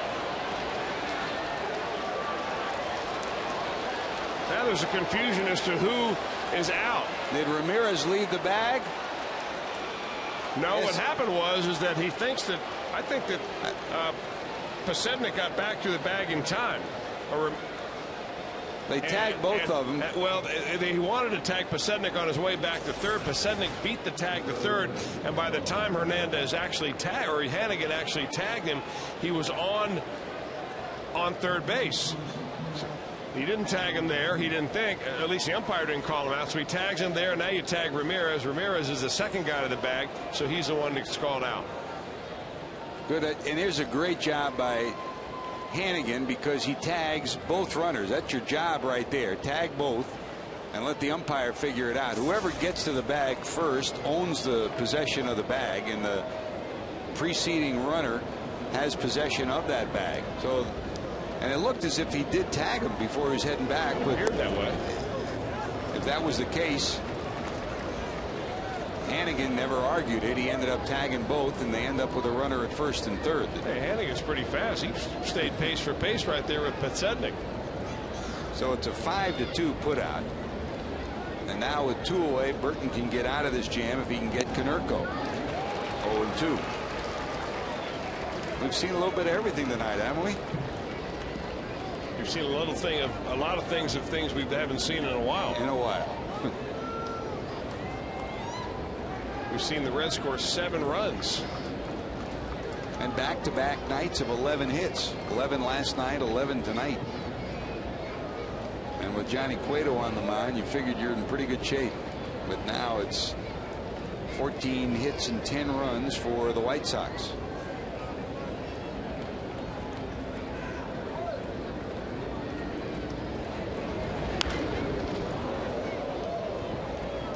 Foul down to third. Stays 0-2.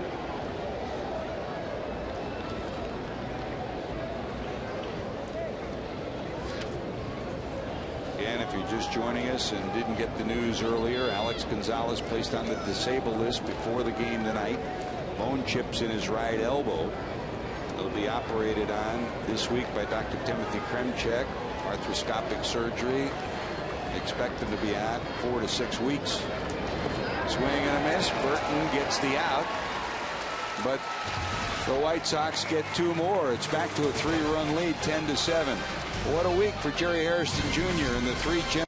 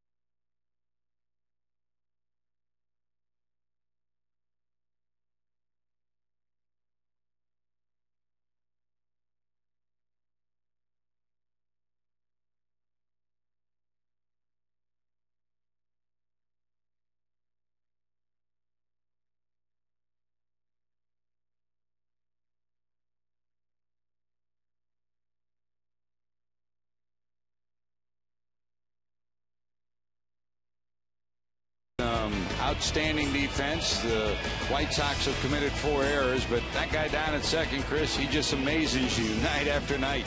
You know, must get used to it, George. We have raised the bar of expectation defensively so high for Brandon Phillips. And that was even before he won the Gold Glove last year. Our John Morrell hot dog play of the night again comes from the Red second baseman Brandon Phillips. Here's a guy that we haven't seen for a while, Scott Linebrink. Yeah, Scott Linebrink is a guy that was picked up years ago off of waivers from the Houston Astros by the San Diego Padres, and then it catapulted him into a whole new career. Having a pretty good run of it here for the White Sox. 25 games. He's got a low earned run average and lots of strikeouts. Hard-throwing right-hander going to work with Chris Dickerson hitting in the 9th spot of the order. Looped into right. That's going to drop for a hit. So the Reds trying to go to work one more time. They led 5-0. We were tied at 5. The White Sox took an 8-5 lead. The Reds made it 8-7, and then the White Sox came back. They've taken a 10-7 lead. Well, Linebrink's kind of been on rough times the last few times out. I don't know whether he's getting tired or he's got his shoulder barking again like it was last year, but he has given up runs much more his last few outings than he has previously. Like last year, they had to shut him down after 50 appearances because he had some shoulder soreness, but that's following 3 consecutive years of 70 appearances. So eventually the wear and tear begins to wear on you. And tear on you, too. That's what usually happens, huh? There's a pop-up, and it's out of play behind home plate. 1 ball and 1 strike to Taveras. Willie tonight singled, reached on a bunt hit again in the 3rd, and advanced on an error by the pitcher that went all the way into right field, went to 3rd, and he scored on a sacrifice fly by Jerry Hairston Jr. He flied out and then singled in the 6th. So 3 for 4, and he hopes this is a turnaround. I mean, kind of joking yesterday, he said, well, you know, I usually heat up when it heats up. And, boy, it's been heating up the last 2 days with temperatures around 90 degrees here in Cincinnati. The Reds sure would like number 3 to start cooking at the top of the order. You know, there were a lot of boo birds out when he went, what, 0 for 33 and then 1 for 40-something. And, you know, they wanted Dickerson in the lineup, and the talk shows are filled with people that are ready to cast him out to the curb. The bottom line is... Oh, great play by Getz, robbing a hit of Taveras, who hit the ball right on the button. Well, you're not kidding. Getz is pinched a little bit towards second base because he's thinking about a double play ball. So he is able to get over there but has to dive to make the play. That's a good defensive play by the White Sox second baseman. Well, I mean, the bottom line is that Willie Taveras is signed to be your center fielder, and, you know, he's your guy. It's your team, and he's your center fielder. I mean, you can't get mad at him just because he's going into a slump. And eventually you're going to rise to back, you know, you're going to go back to normalcy, which for Taveras is an on-base percentage a little bit over 300. Going to second, safe is Dickerson, a stolen base. He's in scoring position, and ball 1 to Jerry. 4th stolen base for Dickerson. You know, after watching these White Sox, we showed you the numbers early in the game where the opposing teams are running with a success rate of 96% against the White Sox. The Reds have had a guy thrown out tonight, but I can see it's the pitchers. I mean, Pierzynski's got a strong arm. I mean, I can't say all his throws are on the money, but as a pitching staff, they don't impress me as really being aware that, number one, there's a guy at first base who can actually steal. Big high leg kicks. They're not thrown over very often. There's very few step-offs. They're not holding the ball different varying amounts of time. They're making it tough on their catchers. Down to 3rd. That's foul. Hairston tonight flied out. Sacrifice fly to left in the 3rd. Plated the Reds' 3rd run. Reached on an error and was out trying to steal in the 5th. And then he walked in the 7th. And stole a base in the 7th inning.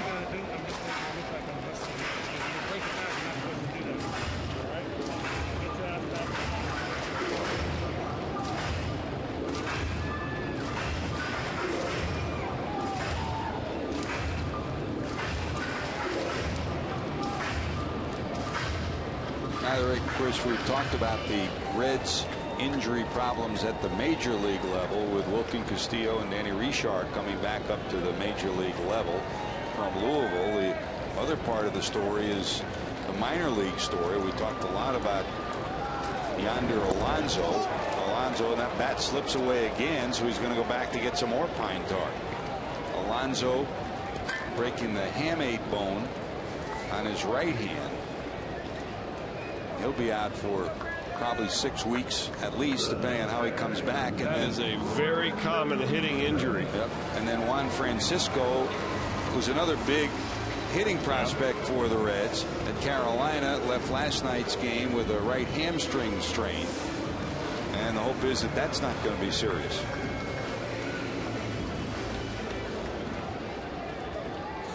That's tough for Alonso because you want to see that young man get as many professional at-bats as quickly as possible.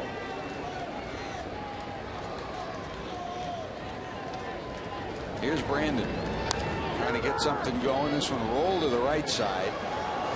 Flipped to first. And is Brandon okay? Too.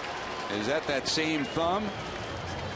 Every once in a while he'll take a swing, and that chip fracture at the tip of his thumb, which really won't heal until he can just take some time off on it.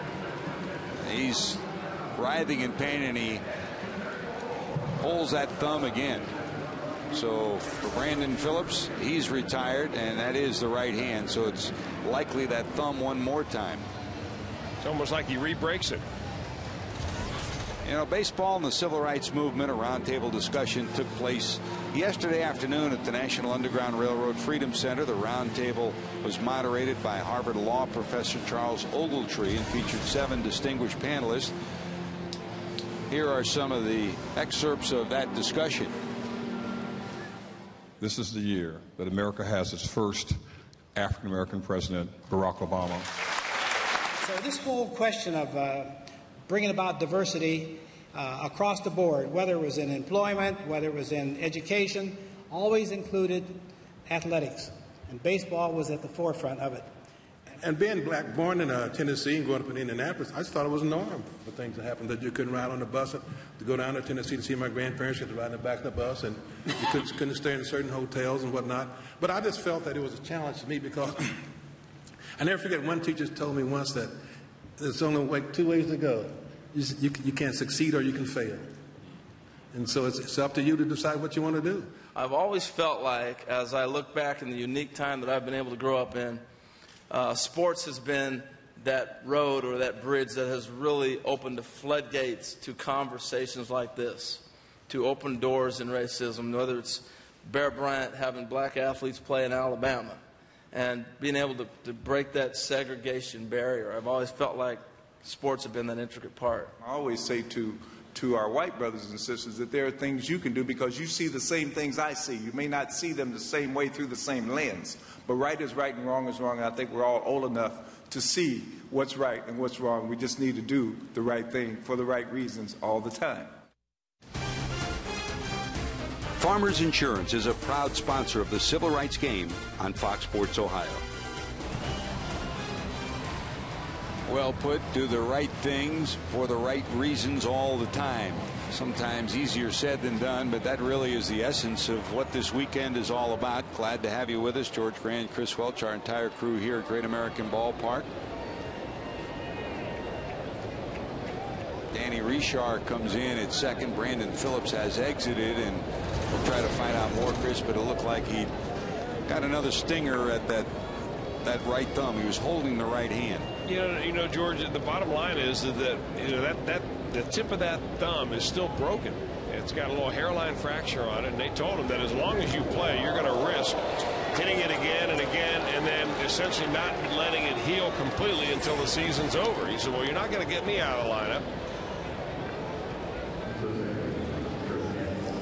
And it didn't look like the ball came near it. I mean, it jammed him a little bit. It could have been just the vibration in the bat that got him, or the way he turned over on his hand. But I mean, it's easy to forget, but he is playing with a broken thumb. Bottom line. And it looks like he's holding that right thumb again. So he exits. Richard comes into the game. As we go to the top of the ninth inning, hit by a pitch is Brian Anderson, the speedy center fielder.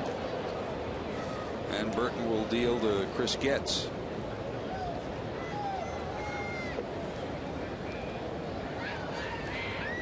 Final of the series tomorrow, Aaron Harang against Mark Buehrle. Reds face another lefty starter. Buehrle, something else. 6-2 on the season, an ERA of about 3.5. Aaron Harang will try for his 6th win of the season tomorrow. Then it's an off day, a travel day to Toronto. And then the Reds will take on the Blue Jays for 3 games. Tuesday, Wednesday, Thursday will be on the air each evening with Reds Live at 6:30. Now, with everything that's transpired, the Reds pitching rotation in Toronto will now have Micah Owings on Tuesday, Bronson Arroyo on Wednesday, and Johnny Cueto on Thursday, followed by Aaron Harang Friday in the first game at Cleveland. So the Reds have switched their rotation. The Reds won't need a 5th starter until Saturday at Cleveland.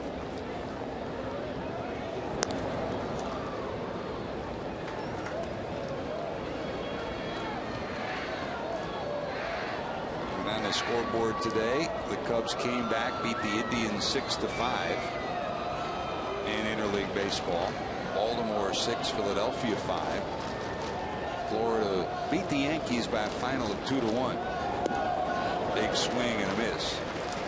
Tampa Bay 3 and the Mets 1.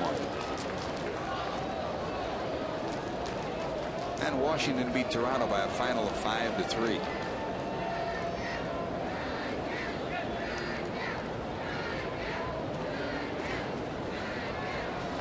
Bobby Jenks, the closer, up and loosening in the bullpen for the White Sox. Popped up behind second. Gary Hairston Jr. has it. First out of the top of the 9th. Chris, what of everything that we've seen today? I mean, you and I sat together at that luncheon today and we just kept shaking our heads how impressive it was. I mean, it was heartwarming what we've seen here at the ballpark. What really sticks out for you more than anything? You know, George, I don't know if there's any one thing, because there are so many different moments that meant a lot that kind of jolted me into, you know, having a much better appreciation of the history and the prejudice that these players, you know, performed under and lived through.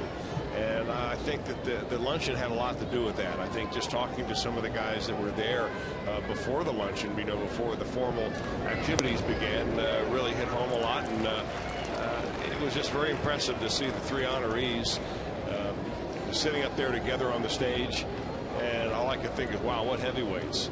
And then also listening to, you know, President Bill Clinton give about a 20 to 30 minute keynote speech that was absolutely excellent. I had no idea that I've never seen him in person before give a speech. I had no idea he was such a terrific orator. I know that he's good on his feet and he's a great speaker, but wow, he was absolutely incredible. By the way, coming up, we'll have excerpts from that coming up on Reds Live and coming up on Fox Sports. We'll continue to relive this weekend for a long time, and the feeling was the same. You talk to Frank Robinson, Henry Aaron, after the luncheon was over, they remarked the same way. In fact, when you added it all up, everything that everybody else said was kind of encapsulated in what the president said, too. I mean, he has a way of hitting the right note. I mean, whether irrespective of politics, he just did a great job of telling people to come together, telling people that the political, the racial, the ethnic divides of years past no longer really apply in this new world of ours. And in fact, let's reflect on former President Bill Clinton and some of his comments today from the luncheon. I have loved baseball all my life, and I have revered the role it played in America's struggle to overcome its racial divisions and dark history. The great essayist Jacques Barzun once wrote that whoever wants to know the heart and mind of America had better learn baseball. And if you have followed America's modern struggle for civil rights from Jackie Robinson to Hank Aaron and beyond, well, Barzun was a pretty smart fellow. All 3 of our honorees today deserve the honor both because of what they accomplished in the spotlight and what they did after their careers in the stadium, the arena, and the studio had tapered off. Former President Bill Clinton saying it so eloquently today here at the Duke Energy Center in Cincinnati at the Beacon Awards luncheon, and he was of course referring to Henry Aaron, Muhammad Ali, and Bill Cosby, who were the 3 Beacon Award honorees of today. And I think everybody echoed the same thing. And there they are receiving Sugar Ray Leonard, giving Muhammad his Beacon Award. Bill Cosby, boy, he's wearing his Homestead Grays uni. He looked pretty sharp, didn't he?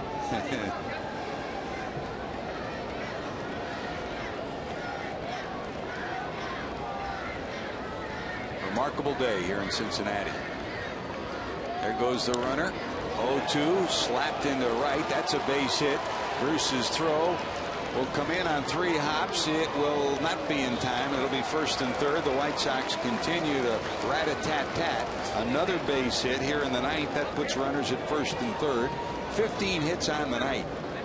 Well, Dwayne Wise had a horrible swing on the previous pitch, and he got back into the batter's box very slow, shaking his head, kind of, getting on himself, saying, how can you have a swing that bad? And that 0-2 pitch right here that he gives him, he goes right down there to get it. That's a great pitch by Jared Burton, and that's just a good adjustment by Dwayne Wise right there, protecting the plate with 2 strikes and putting the ball in play, and something positive happened for him.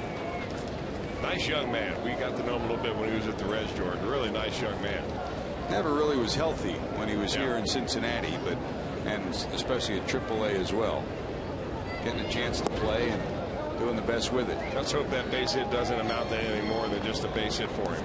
Here's another one of the understories to this series. Here's Jason Nix, the younger brother of Lance Nix, the Reds outfielder. Jason, off the disabled list, was on the disabled list in April, came off in May. Fine young prospect. And for the Nix family, we've talked about the Hairston family. For the Nix family, this is a special series too, because they never really have had the chance to play with each other on the same team because of the age difference, and very seldom have they been in the same ballpark together.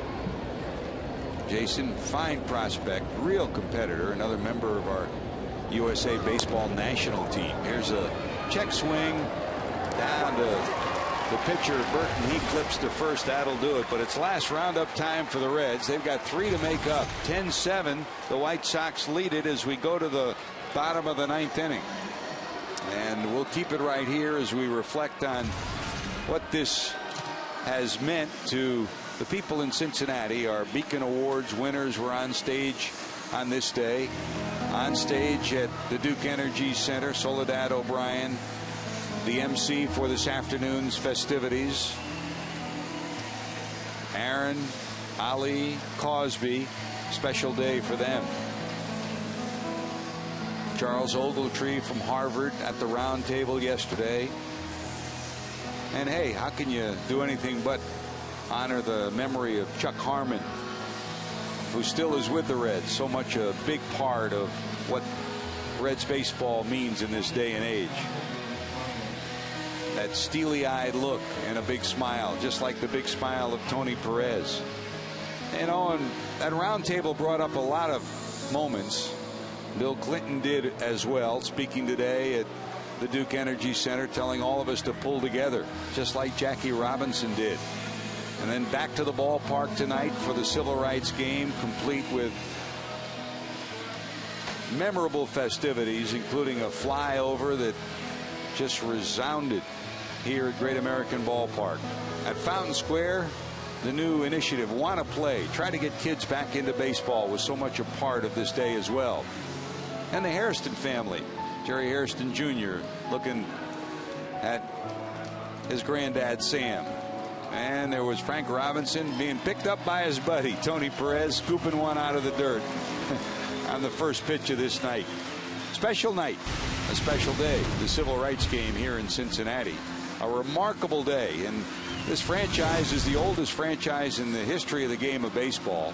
And on this day, as we celebrate the Civil Rights game, I don't know that the franchise can be prouder than they are today. I mean, there have been greater moments on the field, but I'm not sure there's ever been a greater moment for the franchise of the Cincinnati Reds than this day.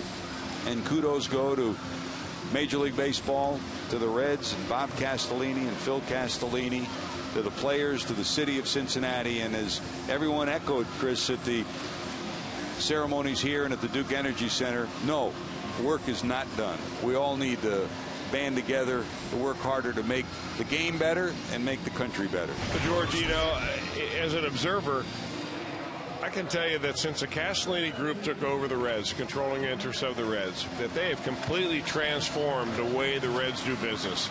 And this is so far the pinnacle of what they've been able to do. I mean, obviously what they want to do baseball-wise on the field is bring a World Series championship right here to Cincinnati. But in the meantime, they're doing all the other things, too. And this is as big as it gets so far. And I can't imagine this had being tackled by the Reds 5 or 10 years ago and have it come out anywhere as successful as it was today. It was just a tremendous weekend. It took a lot of work by a lot of people to get it done. Remarkable day. So from Jason Nix, we go to Lance Nix, the other half of the Nix family duo. And Bobby Jenks takes over. Jenks, the closer. Big-time fastball from the bullpen for the White Sox as we go to the 9th inning. 10 runs, 15 hits for the White Sox. 7 runs, 12 hits for the Reds. If you started tonight and said the Reds would find a way to get 12 hits, you'd think they'd be in pretty good shape with Johnny Cueto on the mound. If you joined us late, Cueto started. Johnny had a 5-0 lead and then wound up giving up a 3-run homer to Gordon Beckham in the 4th. Leadoff home run to Scott Podsednik in the 5th, and a 2-run home run to A.J. Pierzynski. That tied the game at 5, and Cueto was gone. That's a call, strike 3. Lance Nix retired. Jenks gets the first out of the 9th inning. Well, not only does he throw extremely hard, he's got a pretty good breaking ball, too. That ball looks like it's going to stay up around the letters or above the letters, and it just at the last second drops in for a strike. We saw Bobby Jenks early in his career, George, and I'll tell you what, we liked him right from the very get-go, just like everybody else did. He came right at you, and he's still doing that. In fact, now sitting on 132 career saves. Bobby Thigpen, the all-time save leader. Roberto Hernandez next. Thigpen 201, Hernandez 161, and Jenks is third on the all-time list.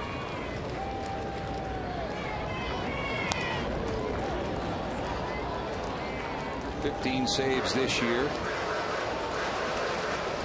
And if the White Sox are going to find a way in the American League Central, it's going to take a continued strong performance by this bullpen and this rotation.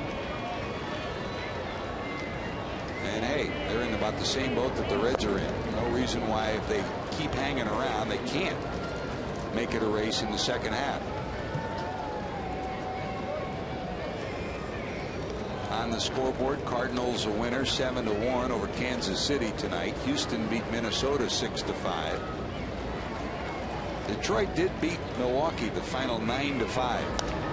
That's popped back and out of play. Atlanta and Boston, that's now a final. The Red Sox 3-0 over the Braves. Tonight, the Dodgers leading Anaheim by a score of 6-2. They're now in the 7th inning. And Seattle leading Arizona 2-1. They're in the 5th. 2 balls, 2 strikes to Ramon. That's a call, strike 3.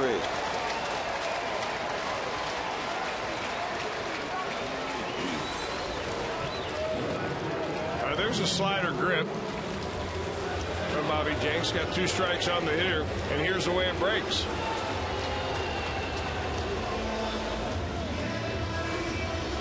You know, it doesn't look nearly as tough to hit in slow motion. Forgot to ask Frank about that.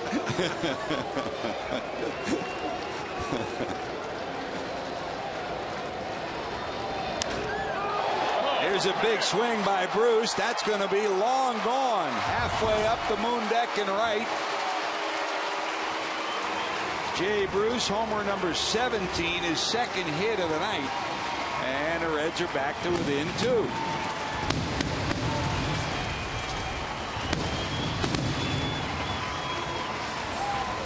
Now maybe Jay Bruce did take Hank Aaron's advice, which was watch very closely the pitcher when you're in the on-deck circle and find out what he likes to throw, which was first pitch fastballs, figuring to get ahead here, 3-run lead.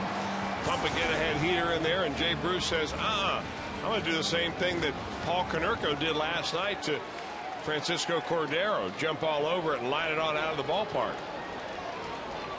So 2 away. Reds whittle away at the lead. It's now a 2-run deficit, and there's a single into right. So now the tying run will come to the plate. It'll be Adam Rosales. And this crowd at one point jam-packed at Great American Ballpark. Those who remain are holding out hope that the Reds can cap off a brilliant day with one last rally. Another 2 base hit night for Ryan Hanigan.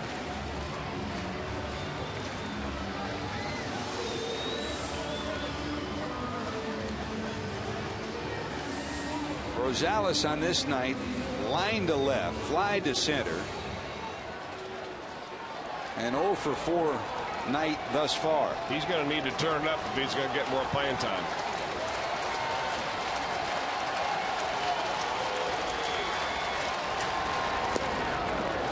He needs to turn it up against his big right-hander too. Strike 1.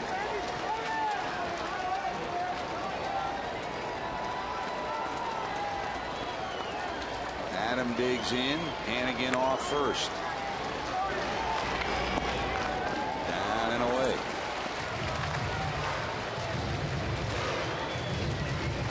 Chris Dickerson hitting in the 9th spot, on deck for the Reds.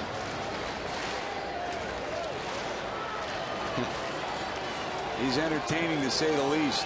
Ozzie Guillen, the manager of the White Sox, who's had every expression imaginable the last 2 nights. That's a strike. He's seen his team commit 4 errors tonight and still come back and leading it in the 9th, 10-8.